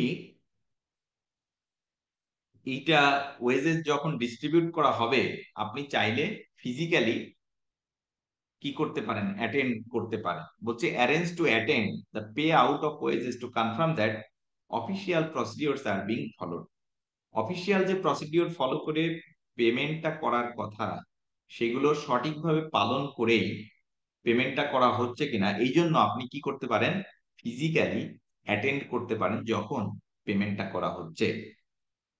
সেকেন্ড বলছে before the wages are paid compare payroll with wages packets to ensure all employees have a wages packet. বলছে পেমেন্ট করার আগে আপনি এটা ক্রস চেক করে দেখতে পারেন পেরল স্টেটমেন্টে বা পেরল শিটে যতজন এমপ্লয়ির নাম আছে প্রত্যেকের জন্য একটা পে প্যাকেট আছে কিনা। Examine receipt given by employees, যখন পে করা হচ্ছে তখন তারা টাকাটা গ্রহণ করতেছে কিনা এর রিসিপ্টটা আপনি কি করতে পারেন, এখন ক্রস চেক করে দেখতে পারেন যে টাকা রিসিপ্ট, তারা পে প্যাকেট যখন রিসিভ করেছে তখন প্রপারলি ওই ব্যক্তি কি করেছে কিনা এটা রিসিভ করেছে কিনা। Check unclaimed wages are recorded in unclaimed wages book. এখন আপনি চেক করতে পারেন যে সমস্ত কর্মী পে প্যাকেটটা নেয়নি, আনক্লেইমড অবস্থায় আছে, এইটা আনক্লেইমড ওয়েজেস বুক যেটা সেইখানে প্রপারলি রেকর্ড করা হয়েছে কিনা এবং এটা ব্যাংকে সঠিকভাবে জমা দেওয়া হয়েছে কিনা এগুলো আপনি চেক করতে পারেন। Check that no employees receive more than one wages packet. আপনি চেক করে দেখতে পারেন যে কোনো কর্মী একাধিক পে প্যাকেট নেয় নাই, অর্থাৎ সে শুধু তার পে প্যাকেটটাই নিয়েছে আর কি। Check entries in the unclaimed wages book with entries on the payroll and check that unclaimed wages are bank regular. তো এগুলো নিয়ে আমি অলরেডি আলোচনা করেছি। আপনি অডিট করতে যে কি করতে পারেন, যদি কোনো আনক্লেইমড ওয়েজেস থাকে সেটা প্রপারলি পোস্টিং দেওয়া হচ্ছে কিনা, ব্যাংকে জমা দেওয়া হচ্ছে কিনা সেটা আপনি ক্রস চেক করতে পারেন। Check that unclaimed wages book shows reason why wages are unclaimed. বলছে আপনি এখন আনক্লেইমড যে ওয়েজেস আছে সেটা আপনি ক্রস চেক করে দেখতে পারেন যে কেন এটা আনক্লেইমড আছে, তার রিজনটা কি সেটা আপনি ক্রস চেক করতে পারেন। এটা বলছে ওয়েজেস এর ক্ষেত্রে আপনি এই প্রসিডিওরস গুলো কি করতে পারেন, ফলো করতে পারেন এই অংশের অডিট করার জন্য। স্যালারির ক্ষেত্রে কি বলতেছে, স্যালারির ক্ষেত্রে বলছে যে check that comparison are being made between each month payroll net pay summary and examine paid cheques or a certified copy of bank list for employees paid by cheque or bank transfer. বলতেছে আপনি আগের মাসের যে payroll statement তার net পের সাথে এই মাসের নেট পেডটা ক্রস চেক করতে পারেন। এই যে চেক পে করা হচ্ছে বা ব্যাংক ট্রান্সফার লিস্ট প্রিপেয়ার করা হচ্ছে এটা ক্রস চেক করে দেখতে পারেন। Paid by cheque or bank transfer এটা আপনি এখন ক্রস চেক করে দেখতে পারেন 2 মাসের সাথে কোনো ধরনের গরমিল আছে কিনা, যদি থাকে কেন, এই বিষয়গুলো আপনি এখন কনসিডার করতে পারেন। এই বিষয়গুলোই বলা আছে আপনাদের বইয়ের পেজ নাম্বার 184, 184 নাম্বার পেজে বলা আছে। এখন দেখেন আপনাদের বইয়ে দুটো ইন্টারেক্টিভ কোশ্চেন আছে। পেজ নাম্বার 184 এখানে পেমেন্ট অফ ওয়েজেস নিয়ে একটা কি আছে, ইন্টারেক্টিভ কোশ্চেন আছে। বলছে which two of the following control activities will reduce the risk of employees who have left being made up a pay packet which is collected by lever or an accomplice। বলছে which two of the following control activities, নিচের কোন দুটো control activities will reduce করবে the risks of employees who have left যে চলে গেছে made up a pay packet which is collected by lever। বলছে একজন কর্মী প্রতিষ্ঠান ছেড়ে চলে গেছে বা তার পরিবর্তে অন্য কেউ এই পে প্যাকেটটা রিসিভ করতেছে কিনা, সেই জন্য নিচের কোন দুইটা কন্ট্রোল আপনি ইমপ্লিমেন্ট করলে এই রিস্ক গুলো মিনিমাইজ করতে পারবেন বা এলিমিনেট করতে পারবেন। কোন দুটো বলেন আপনার? Sir A and C. A and C. A and C. এতে বলছে check that each employee only collects one pay packet, right, এটা হতে পারে যে প্রত্যেক কর্মী একটাই পে প্যাকেট রিসিভ করেছে কিনা। Supervision of pay out by member of staff who knows all the employees personally, এটা তো হতে পারে না, সবাইকে চিনি, এটা হতে পারে না। অথরাইজেশন অফ পেরল, রাইট, এটা হতে পারে। Comparison of payroll with wages packets to ensure that they match. তো আমার মনে হয় আনসার এ অ্যান্ড সি হওয়া উচিত, আপনারা একটু দেখে নিয়েন আপনাদের বইয়ের শেষে। আচ্ছা, এরপর দেখেন পেজ নাম্বার 185 এ আরেকটা ইন্টারেক্টিভ কোশ্চেন আছে। বলছে যে the following describe the payroll system in operation at Westin company. একটা কোম্পানির কথা বলছে, তারা নিচের প্রসিডিওর গুলো ফলো করে। for each procedure indicate whether the process indicates a strength or deficiency of the system. ও বলছে তারা যে ইন্টারনাল কন্ট্রোল সিস্টেমটা ইমপ্লিমেন্ট করেছে এটা স্ট্রং না উইক। হ্যাঁ, employees each have an electronic card to swipe in order to enter and leave the factory premises. The swipe system automatically update time records in the payroll system. তো এটা একটা internal control, প্রত্যেকে electronic card আছে যেটা swipe করে সে entry নেবে এবং swipe করে আউট হবে, এই অনুসারে তার পেমেন্ট করা হবে। এটা স্ট্রেংথ না ডেফিসিয়েন্সি, কি মনে হয় আপনাদের? Sir, strength. স্ট্রেংথ হবে Strength হবে sir. There is no personnel department. Employees are engaged by department heads with the verbal consent of a director. এটা কি স্ট্রেংথ না weakness? Sir, Sir, weakness. deficiencies, weakness. Weakness, right. Deficiency. On leaving, employees are required to return their swipe cards. যদি কেউ প্রতিষ্ঠান ছেড়ে চলে যায় তাকে অবশ্যই কার্ডটা ফেরত দিয়ে যেতে হবে। স্ট্রেংথ না weakness? Strength. Strength sir. The payroll has a various function which reports item within the payroll falling outside the expected conventions, which must be resolved by authorized member of staff before the payroll can be finalized. The ability to resolve this report is controlled by a secret password.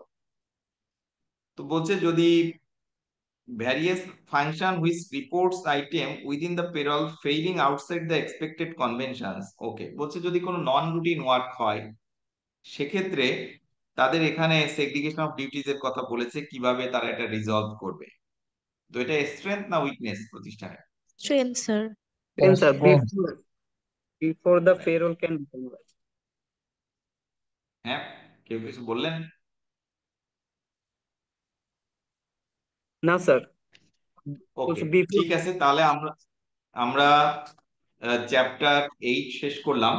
আমার আরো 4টা chapter বাকি, chapter 9 internal audit, chapter 13 sorry chapter 14, chapter 15 এবং chapter 16। Chapter 14 code of professional ethics and regulatory issues, integrity, objectivity, independence and confidentiality. প্রত্যেকটাই অত্যন্ত গুরুত্বপূর্ণ chapter. আমি আজকে ব্রেকের পর চ্যাপ্টার 9টা শেষ করব, যদি সময় পাই চ্যাপ্টার 14 শুরু করব, তাহলে নেক্সট যে ক্লাসগুলো হবে আমরা অন্যগুলো শেষ করার চেষ্টা করব। তো আমরা একটা ব্রেক নেই, এখন বাজে প্রায় 9:40। আমরা কয়টায় ফিরবো? 9টা পর্যন্ত দিলে হবে ব্রেক? জি স্যার, 20 minutes ঠিক is আছে, enough. Okay, thank you. তাহলে 9টার সময় আমরা আবার ক্লাস শুরু করবো। Okay sir.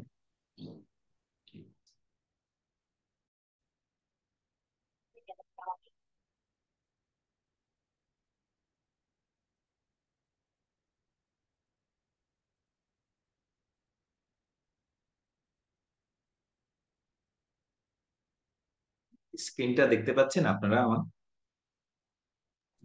Yes, sir. জি স্যার।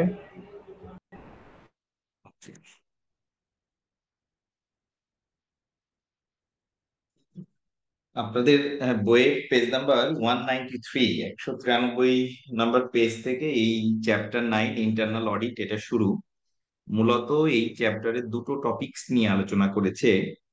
একটা হলো what is an internal audit, internal audit নিয়ে আলোচনা করেছে, এবং what does the internal audit function do, internal function কি কি কাজ করে। এই মূলত এই দুইটো বিষয় নিয়ে আলোচনা করেছে আপনাদের এই চ্যাপ্টার 9-এ।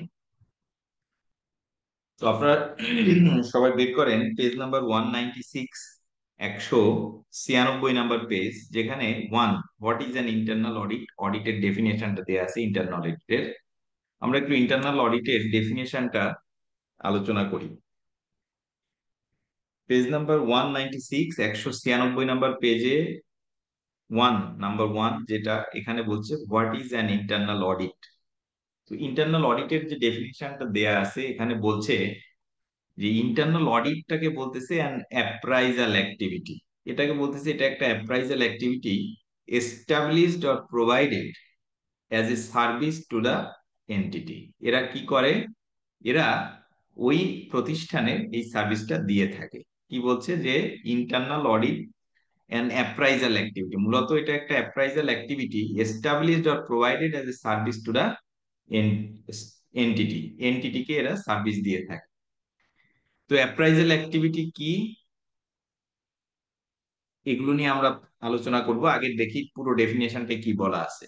এরপর বলছে its functions include amongst other things examining, evaluating, monitoring the adequacy and effectiveness of internal control.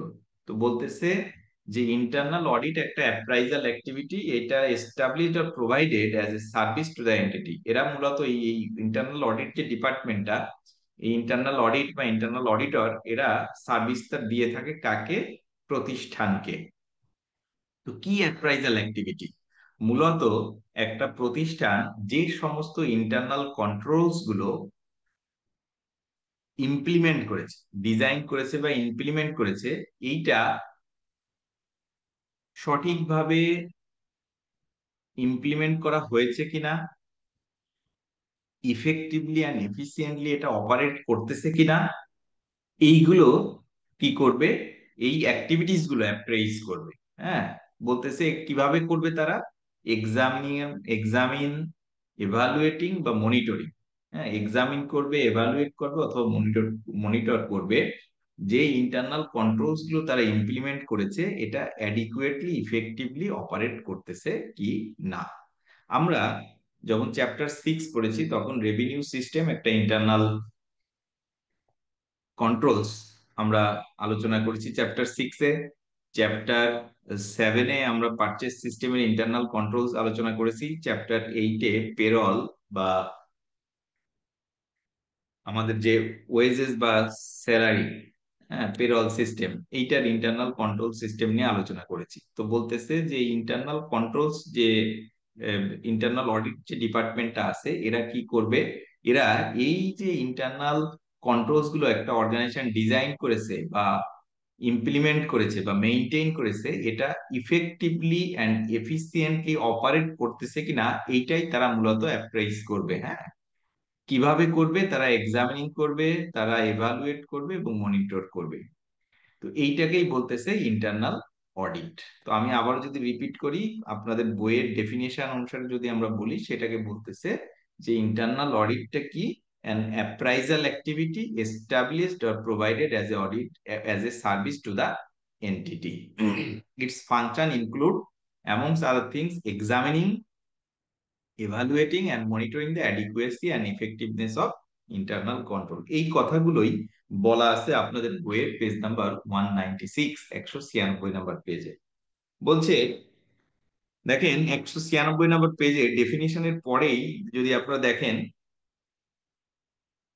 বলছে internal audit is generally a feature of large companies. It is a function provided either by employees of the entity or sourced from an external organization to assist management in achieving corporate objectives. বলছে এই যে internal audit বা internal audit ফাংশনের কথা আমরা বলতেছি, এইটা ওই প্রতিষ্ঠানের এমপ্লয়িরা এই সার্ভিসটা দিতে পারে, অথবা তারা কি করতে পারে? এটা আউটসোর্স করতে পারে বাইরের কোনো অর্গানাইজেশন থেকে। আপনারা জানেন আমরা যে বিভিন্ন সিএ ফার্মে কর্মরত আছি, এই সিএ ফার্ম গুলো কি করে? এই ইন্টারনাল অডিট সার্ভিস গুলো প্রোভাইড করে থাকে। If internal audit function exists to assist management in achieving corporate objectives, it is important to ask what are corporate objectives. Obviously, this will vary from company to company and will be found, for example, in company's mission statement and strategic plans. তো যাই হোক, এখানে বলতেছে যে internal audit বা যে internal audit ফাংশনটা আছে, তারা মূলত কি করে? কোম্পানির যে অবজেক্টিভ গুলো ফিক্স আপ করেছে, যে মিশন বা ভিশন ফিক্স আপ করেছে, এই মিশন বা ভিশন এইগুলো তারা কি করতে পারছে কিনা, অ্যাচিভ করতে পারতেছে কিনা, সেইটা তারা কি করবে? এক্সামিন করবে, এভালুয়েট করবে বা মনিটর করবে। এই কথাগুলোই বলা আছে আপনাদের বইয়ের page number 196। What is an internal audit? এই ইন্টারনাল অডিটের যে ডেফিনেশন এখানে এটা বলা আছে আর কি। আচ্ছা, এখন আমি একটু আলোচনা করব যে এক্সটার্নাল অডিটের ডেফিনেশনটা আপনাদেরকে জানা প্রয়োজন ইন্টারনাল অডিট এবং এক্সটার্নাল অডিটের ভেতর মূলত কি কি পার্থক্য আছে এটা জানার জন্য আমাদের এক্সটার্নাল অডিটের ডেফিনেশনটা জানা প্রয়োজন। বলছে যে an audit carried out by an external as opposed to internal auditor, বলতেছে এক্সটার্নাল অডিটরটা কে, বলছে just opposite to the internal auditor. বলছে an audit carried out by external as opposed to the internal auditor। তো external অডিটটা conduct করবে কে? External person, হ্যাঁ, মানে কোম্পানির সাথে যার কোনো রিলেশনশিপ নেই এমন ব্যক্তি বা প্রতিষ্ঠান। বলছে remember the objective of an external audit of financial statement is to enable the auditor to express an opinion on whether the financial statement are prepared in accordance with applicable financial reporting framework। বলতেছে যে external অডিটরের অবজেক্টিভটা হলো যে financial স্টেটমেন্টটা applicable financial reporting framework অনুসারে কি করা হয়েছে কিনা, প্রিপেয়ার করা হয়েছে কি না। তাহলে আমরা দেখলাম ইন্টারনাল অডিটের ডেফিনেশন এবং এক্সটার্নাল অডিটের ডেফিনেশন। এখন আপনাদের বইয়ের পেজ নাম্বার 197-এ খুব সুন্দরভাবে দিয়েছে যে ইন্টারনাল অডিট এবং এক্সটার্নাল অডিটের ভেতরে পার্থক্যগুলো কি কি। বলছে the following table highlights the differences between internal and external audit। Internal audit এবং এক্সটার্নাল অডিটের ভেতর কি কি পার্থক্য সেটা আপনাদের বইয়ের পেজ নাম্বার 197, 197 নাম্বার পেজে দেওয়া আছে। সবাই একটু পেজ নাম্বার 197, 197 নাম্বার পেজটা একটু বের করেন।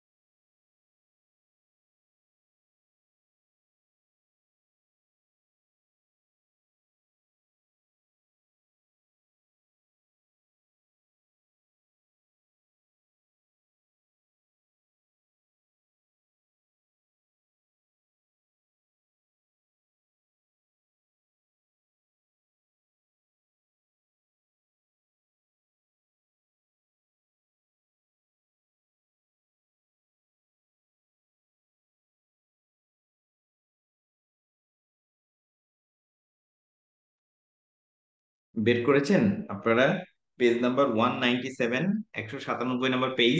জি স্যার।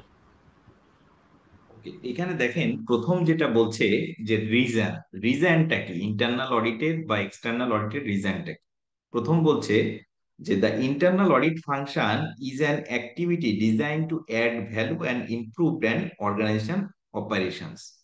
তো ইন্টারনাল অডিটের রিজনটা কি বলছে, internal audit is an activity designed to add value, improve an organization operations। অর্থাৎ এই ইন্টারনাল অডিটটা অর্গানাইজেশনের অপারেশনের সাথে কি জড়িত। একটা অর্গানাইজেশন তার যে মিশন ভিশন ফিক্স আপ করেছে এটা অ্যাচিভ করতে পারতেছে কিনা, তারা যে ইন্টারনাল কন্ট্রোলস গুলো ইমপ্লিমেন্ট করেছে সেটা ইফেক্টিভলি এফিসিয়েন্টলি অপারেট করতেছে কিনা, এইগুলো তারা কি করবে, রিভিউ করবে, এক্সামিন করবে, মনিটর করবে। এই জন্য বলছে internal audit is an activity design to add value, যেটা প্রতিষ্ঠানের ভ্যালু অ্যাডিশন করবে, অর্গানাইজেশনের অবজেক্টিভ গুলো ফুলফিল করতেছে কিনা সেইটা তারা কি করবে, মনিটর করবে, এভালুয়েট করবে। এইটাকে বলতেছে ইন্টারনাল অডিটের ফাংশন বা রিজন, কি কারণে ইন্টারনাল অডিটটা ইমপ্লিমেন্ট করবে একটা প্রতিষ্ঠান। আর এক্সটার্নাল অডিটের কথা বলছে যে exercise to enable auditor to express an opinion on the financial statement. External auditor কি করে, তারা যে ফাইন্যান্সিয়াল স্টেটমেন্টটা প্রিপেয়ার করতেছে প্রতিষ্ঠান, এইটা অ্যাপ্লিকেবল ফাইন্যান্সিয়াল রিপোর্টিং ফ্রেমওয়ার্ক অনুসারে সঠিকভাবে প্রিপেয়ার করেছে কিনা, ট্রু অ্যান্ড ফেয়ার ভিউতে প্রেজেন্ট করতেছে কিনা, এইটার উপর একটা ওপিনিয়ন দেয় কে, এক্সটার্নাল অডিটর।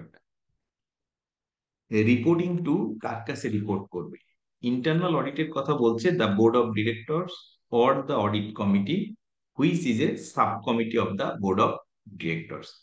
বলছি ইন্টারনাল অডিটর কাকে রিপোর্ট করবে, ইন্টারনাল অডিট বলছে এরা বোর্ড অফ ডিরেক্টরস কে রিপোর্ট করবে। The audit committee which is a sub committee of the board of directors, যেটা বোর্ড অফ ডিরেক্টরস এর সাব কমিটি হিসেবে কাজ করে।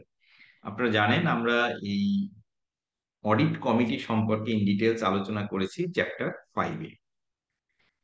Share holders of the external auditor কাকে রিপোর্ট করবে? বলছে share holders of a company, তারা শেয়ার হোল্ডারকে কি করতে পারে? এই রিপোর্ট করতে পারে। রিলেটিং টু, কার সাথে রিলেটেড? ইন্টারনাল অডিটের কথা বলছে অপারেশন অফ দ্য অর্গানাইজেশন, যেটা আমরা বলতেছিলাম তারা অপারেশনের সাথে জড়িত, এবং এক্সটার্নাল অডিটর কার সাথে জড়িত? ফাইন্যান্সিয়াল স্টেটমেন্টের সাথে। ফাইন্যান্সিয়াল স্টেটমেন্টের উপর তারা কি করে? ওপিনিয়ন দিয়ে থাকে। রিলেশনশিপ উইথ দ্য কোম্পানি বলছে employees of the organisation although sometimes the internal audit function is outsourced. বলছে যে এটা অর্গানাইজেশনের এমপ্লয়িরা হতে পারে যারা ইন্টারনাল অডিট ডিপার্টমেন্টের কর্মী হিসেবে কাজ করবে, অথবা এটা আউটসোর্স করা যেতে পারে। আর এক্সটার্নাল অডিটরের কথা বলছে independent of the company and its management, এর ম্যানেজমেন্টের থেকে এটা কি বলেন তো ভিন্ন। They are appointed by share holders, তারা শেয়ার হোল্ডার দ্বারা কি হয়? তাদেরকে নিয়োগ দেয়া হয়ে থাকে। তো এখানে দেখেন মোট 4টা, হ্যাঁ 4টা বিষয়ে ইন্টারনাল অডিট এবং এক্সটার্নাল অডিটের পার্থক্য বোঝানো হয়েছে। একটা হলো reason, relating to, reporting two, এবং লাস্টেরটা রিলেশন উইথ দা কোম্পানি। এখান থেকে এমসিকিউ কোশ্চেন আসতে পারে, খুবই গুরুত্বপূর্ণ। বলতে পারে যে ইন্টারনাল অডিটর কাকে রিপোর্ট করবে? 1 নাম্বার বলতে পারে ম্যানেজমেন্ট অফ দ্য কোম্পানি, 2 নম্বরে share holder of the company, 3 নম্বরে বলতে পারে এ অ্যান্ড বি, 4 নম্বরে বললো নান অফ দ্য অ্যাবাভ। কোনটা হবে উত্তর? কাকে রিপোর্ট করবে? বোর্ড অফ শেয়ার ডিরেক্টর, হোল্ডারদেরকে নান অফ দেম না board of director? Board of right. Director. আচ্ছা, আবার বলতে পারে এক্সটার্নাল অডিটর কাকে রিপোর্ট করবে? শেয়ার হোল্ডার না বোর্ড অফ ডিরেক্টর? কাকে? Share holder sir. Share holder, right. So এইখান থেকে কিন্তু কোশ্চেন আসতে পারে, আপনারা একটু ভালোভাবে পড়বেন এই অংশ। আচ্ছা, এরপর দেখেন what does the internal audit function do? Internal audit আসলে কি করে থাকে, তারা কি কাজ করে, তারা অ্যাক্টিভিটিস গুলো কি কি? এটা আছে আপনাদের বইয়ের পেজ নাম্বার 197, 197 নাম্বার পেজে আছে। খুবই গুরুত্বপূর্ণ, খুবই গুরুত্বপূর্ণ। সবাই একটু বের করেন পেজ নাম্বার 197, 197 নাম্বার পেজটা একটু বের করেন।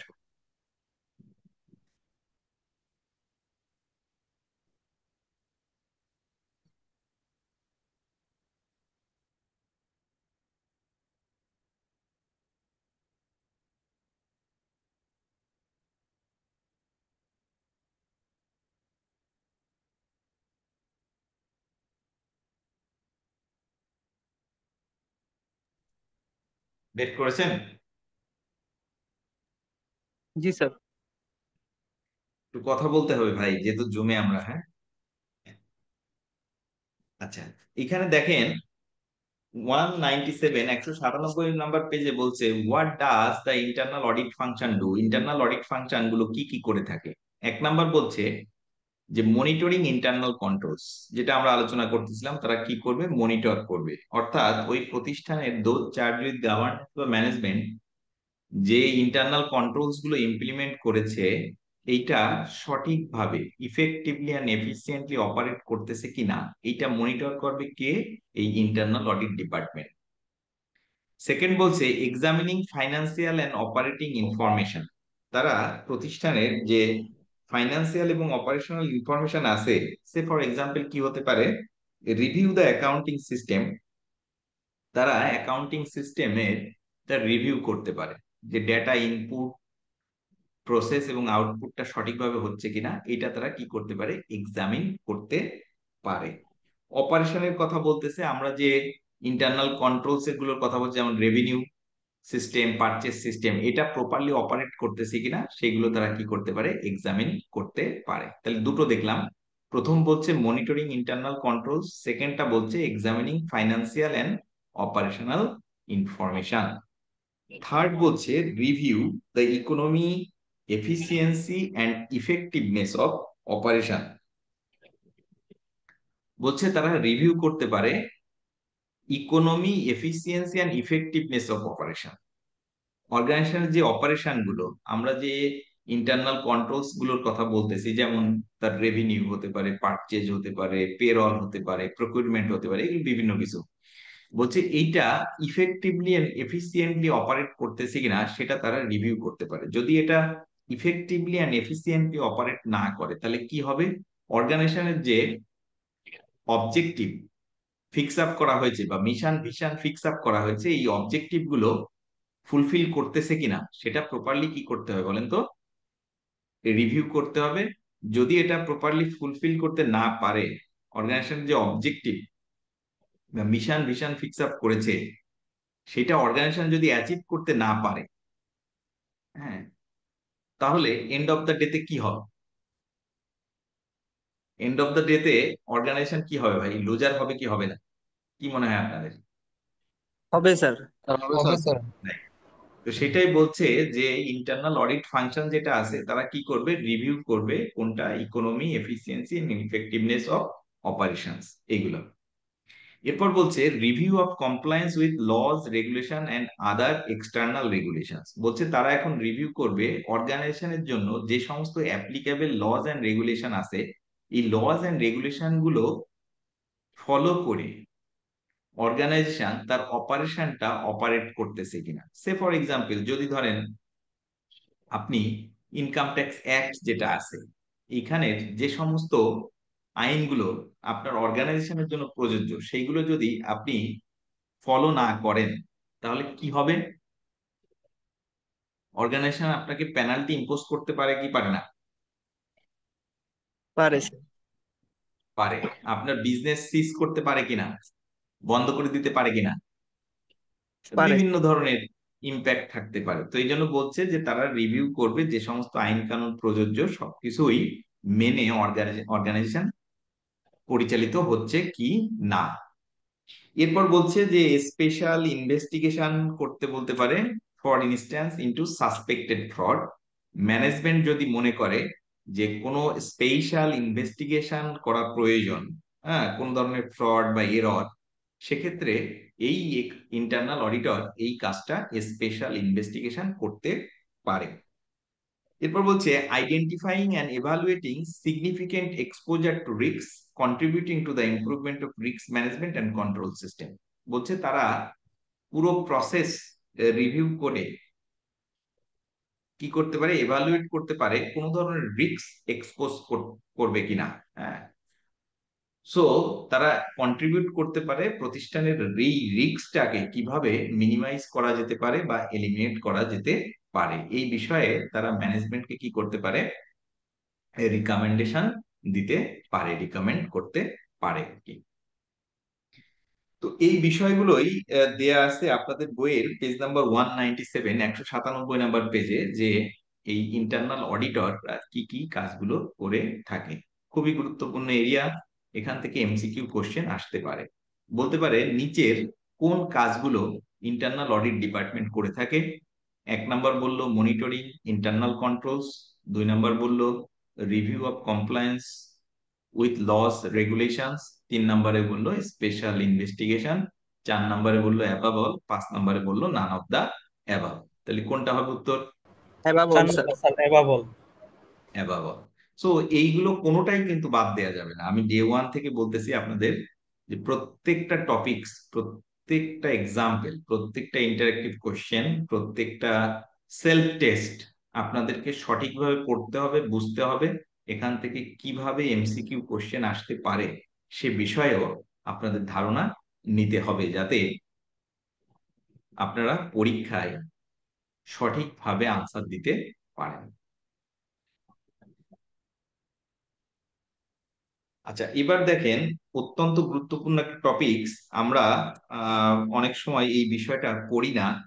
পেজ নাম্বার 198, 198 নাম্বার পেজে দেখেন 2.2 ইন্টারনাল কন্ট্রোলস পেয়েছেন আপনাদের কাছে যদি বই থেকে থাকে। পেজ নাম্বার 198, 198 নাম্বার পেজ পেয়েছেন যাদের জি কাছে স্যার, বই পেয়েছি আছে? স্যার, জি স্যার। পেয়েছি স্যার। হ্যাঁ, এখানে দেখেন ইন্টারনাল কন্ট্রোলস 2.2 এর ভেতরে এই অপারেশনাল অডিট নিয়ে আলোচনা করা আছে, এটা অনেকেই ওভারলুক করে যাবেন। এখান থেকে কোশ্চেন আসতে পারে বা এটা বোঝার বিষয়, অত্যন্ত গুরুত্বপূর্ণ এরিয়া। দেখেন এখানে বলছে অপারেশনাল অডিটটা কি, বলতেছে যে audits of operational process of the organisation.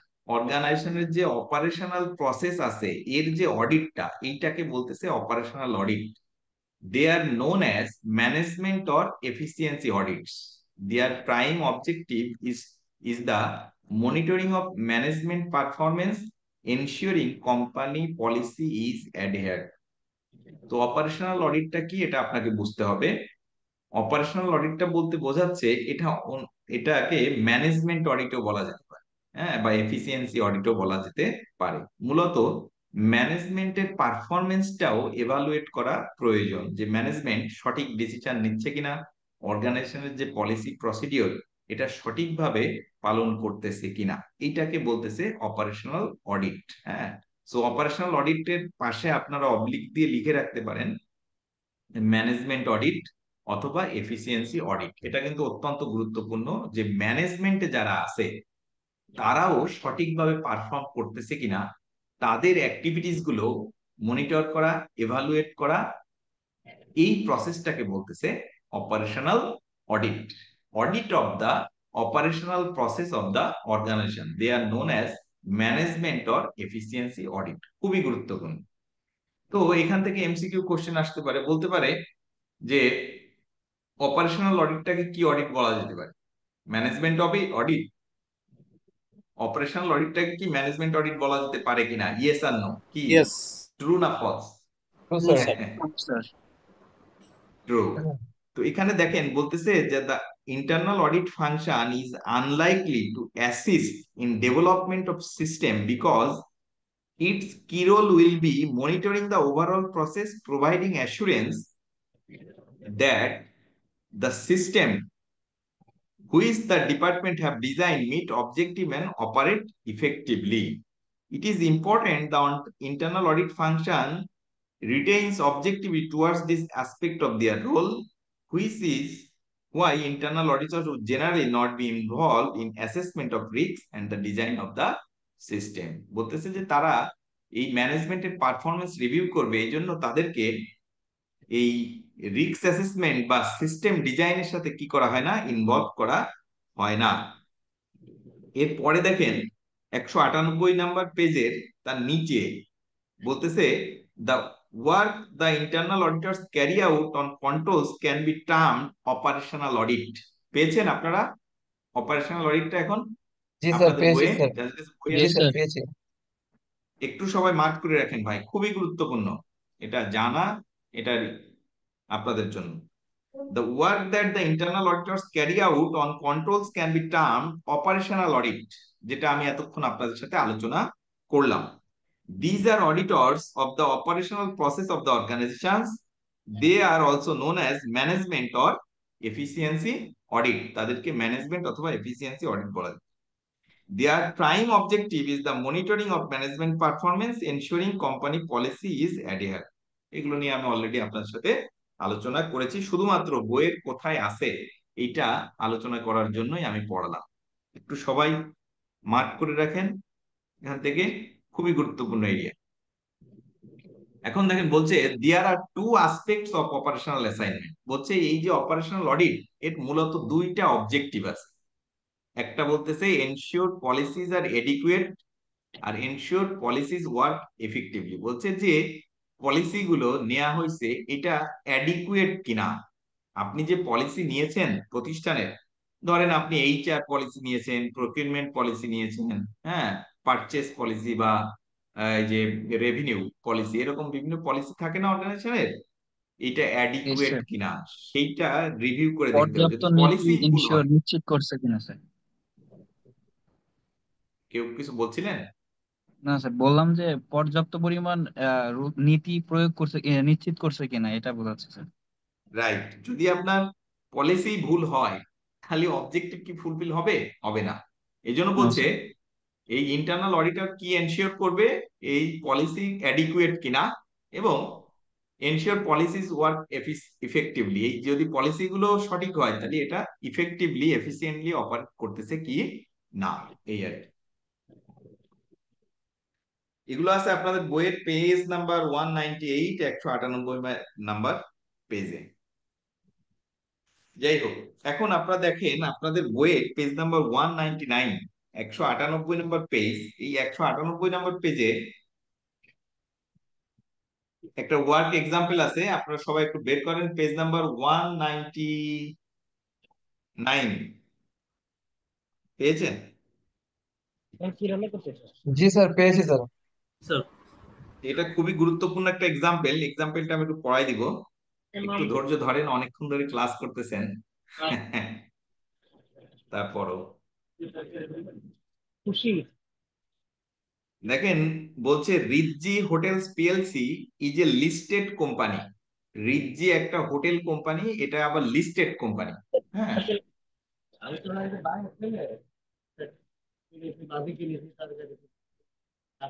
Hotel company is a listed company which owns a number of hotels in Bangladesh. বাংলাদেশে তাদের নাম্বার অফ হোটেলস আছে। হ্যাঁ, each hotel is a subsidiary company of RH. For example, Ritzi Chittagong limited is the hotel in Chittagong. বলছে Ritzi একটা listed company, এর nature of অপারেশনটা কি? এটা হলো হোটেল। একটু মিউট করে রাখতে হবে ভাই, প্লিজ সবাইকে একটু মিউট করে রাখতে হবে। অনেকে জয়েন করেছেন, মিউট করে রাখতে হবে। সিআর কোথায় ভাই? সিআর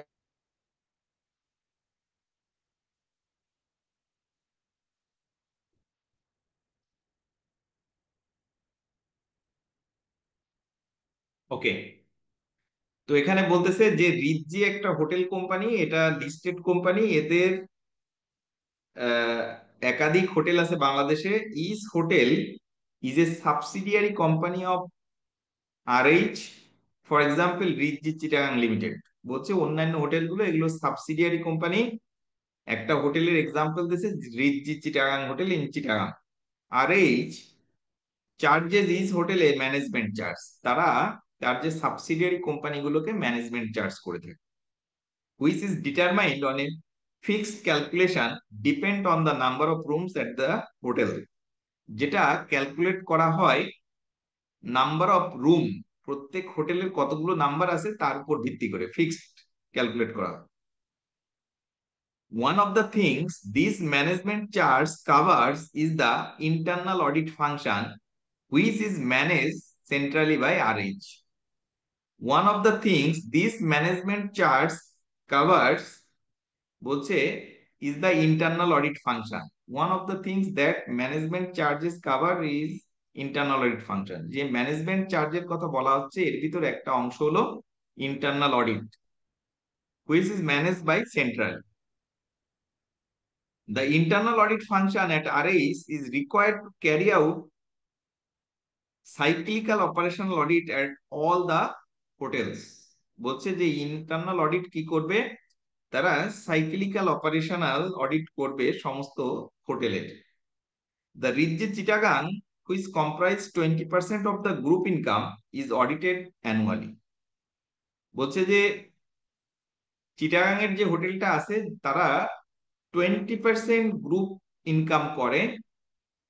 এই গ্রুপ ইনকামের 20% যে গ্রুপ ইনকাম করে, এই গ্রুপ ইনকামের 20% আসে কোত্থেকে? রিৎজি চিটাগাং থেকে। বলছে এইটাকে প্রতি বছরই অডিট করতে হবে। Other hotels are audited on a rotation basis. অন্য হোটেলগুলো রোটেশন বেসিসে করা যাবে, with each hotel being audited at least once every 3 years. প্রতি 3 বছরে একবার কি করবে? এই হোটেলগুলো অডিট করবে। An audit comprises a number of elements, all of which have to have been carried out for full cyclical audit to have been completed. These elements are, বলছে অডিটের ক্ষেত্রে কতগুলো বিষয় দেখতে হবে, কি কি বিষয় সেগুলো বলেছে নিচে। 1 নাম্বার বলেছে সারপ্রাইজ ক্যাশ কাউন্টস ইন কি ক্যাশ ট্রানজেকশনস এরিয়াস, রিসিপশনস, বার, রেস্টুরেন্ট। বলছে সারপ্রাইজিং ক্যাশ কাউন্ট করতে হবে কোথায় কোথায়? ক্যাশ ট্রানজেকশন এরিয়া গুলো, যে জায়গায় ক্যাশ ট্রানজেকশন গুলো বেশি হয়, যেমন রিসিপশন, যেমন বার, রেস্টুরেন্ট, এইগুলোর কথা বলছে। Asset inspections, particularly lineage and leisure facilities. Asset inspect করতে হবে। 3 বলছে inventory count for certain asset, কিছু অ্যাসেটের ইনভেন্টরি কাউন্ট করতে হবে, যেমন ল্যাডার, বারের ইনভেন্টরি গুলো কাউন্ট করতে হবে। টেস্ট অফ কন্ট্রোলস ইন কি সিস্টেম, যেমন সেলস, পারচেজ, পেরোল, এর টেস্ট অফ কন্ট্রোলস করতে হবে। Health and safety control system testing, health এবং সেফটি কন্ট্রোল সিস্টেম টেস্ট করতে হবে, এবং review of actual result against budget for the year. Review করতে হবে কোনটা, বাজেটের এগেইনস্টে অ্যাকচুয়ালটা, এটা রিভিউ করতে হবে। তো দেখেন বললো যে এই কাজগুলো তারা কি করবে, যখন অডিট করতে যাবে ইন্টারনাল অডিট ডিপার্টমেন্ট এইগুলো দেখবে। কি কি দেখবে? সারপ্রাইজিং ক্যাশ কাউন্ট করবে, অ্যাসেট ইনস্পেক্ট করবে, ইনভেন্টরি কাউন্ট করবে, টেস্ট অফ কন্ট্রোলস, কন্ট্রোল গুলো টেস্ট করবে, হেলথ অ্যান্ড সেফটি কন্ট্রোলটা টেস্ট করবে, এবং বাজেটের সাথে অ্যাকচুয়ালের কম্প্যারিজন করবে কোনো ভ্যারিয়েন্স আছে কিনা। In addition, the internal audit function is sometimes required to carry out a special investigation. বলছে ইন্টারনাল অডিট কে স্পেশাল ইনভেস্টিগেশনও করতে হতে পারে।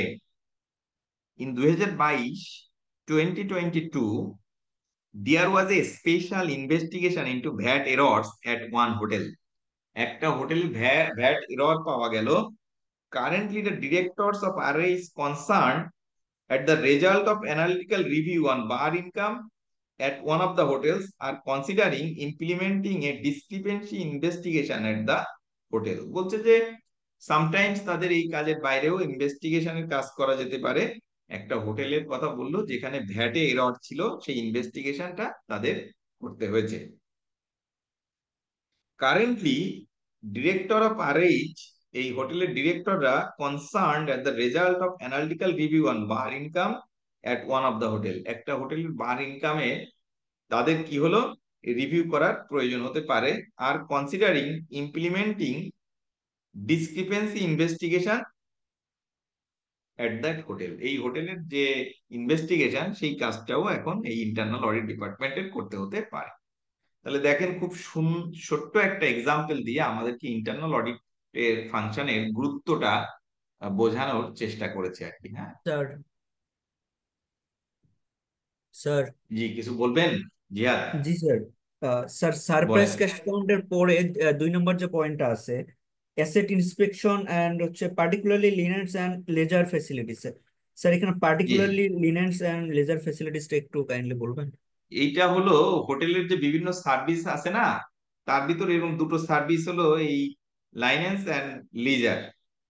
হ্যাঁ, এটা দুটো ফ্যাসিলিটি তাদের আর কি। হ্যাঁ, আপনি হোটেলে গেলে এই সুবিধাগুলো পাবেন, তার জন্য অ্যাসেট লাগবে না এই সার্ভিসটা প্রোভাইড করতে গেলে। এরকম দুটো সার্ভিস লাইনের কথা বলেছে। সেটার জন্য যে সমস্ত অ্যাসেট তারা পারচেস করছে, এই অ্যাসেট গুলো কি করতে হবে এখন বলেন তো? ইনস্পেক্ট করতে হবে, সেটার কথা বলছে। স্যার বুঝতে পারছি sir, thank you sir. Inspect মানে ফিজিক্যালি ভেরিফাই করতে হবে। রাইট। জি, আর একজন হাত তুলেছেন। স্যার সারপ্রাইজ ক্যাশ কাউন্ট জিনিসটা কি? সারপ্রাইজ ক্যাশ কাউন্ট অর্থাৎ আপনি হঠাৎ করে গিয়ে ক্যাশটা কাউন্ট করবেন।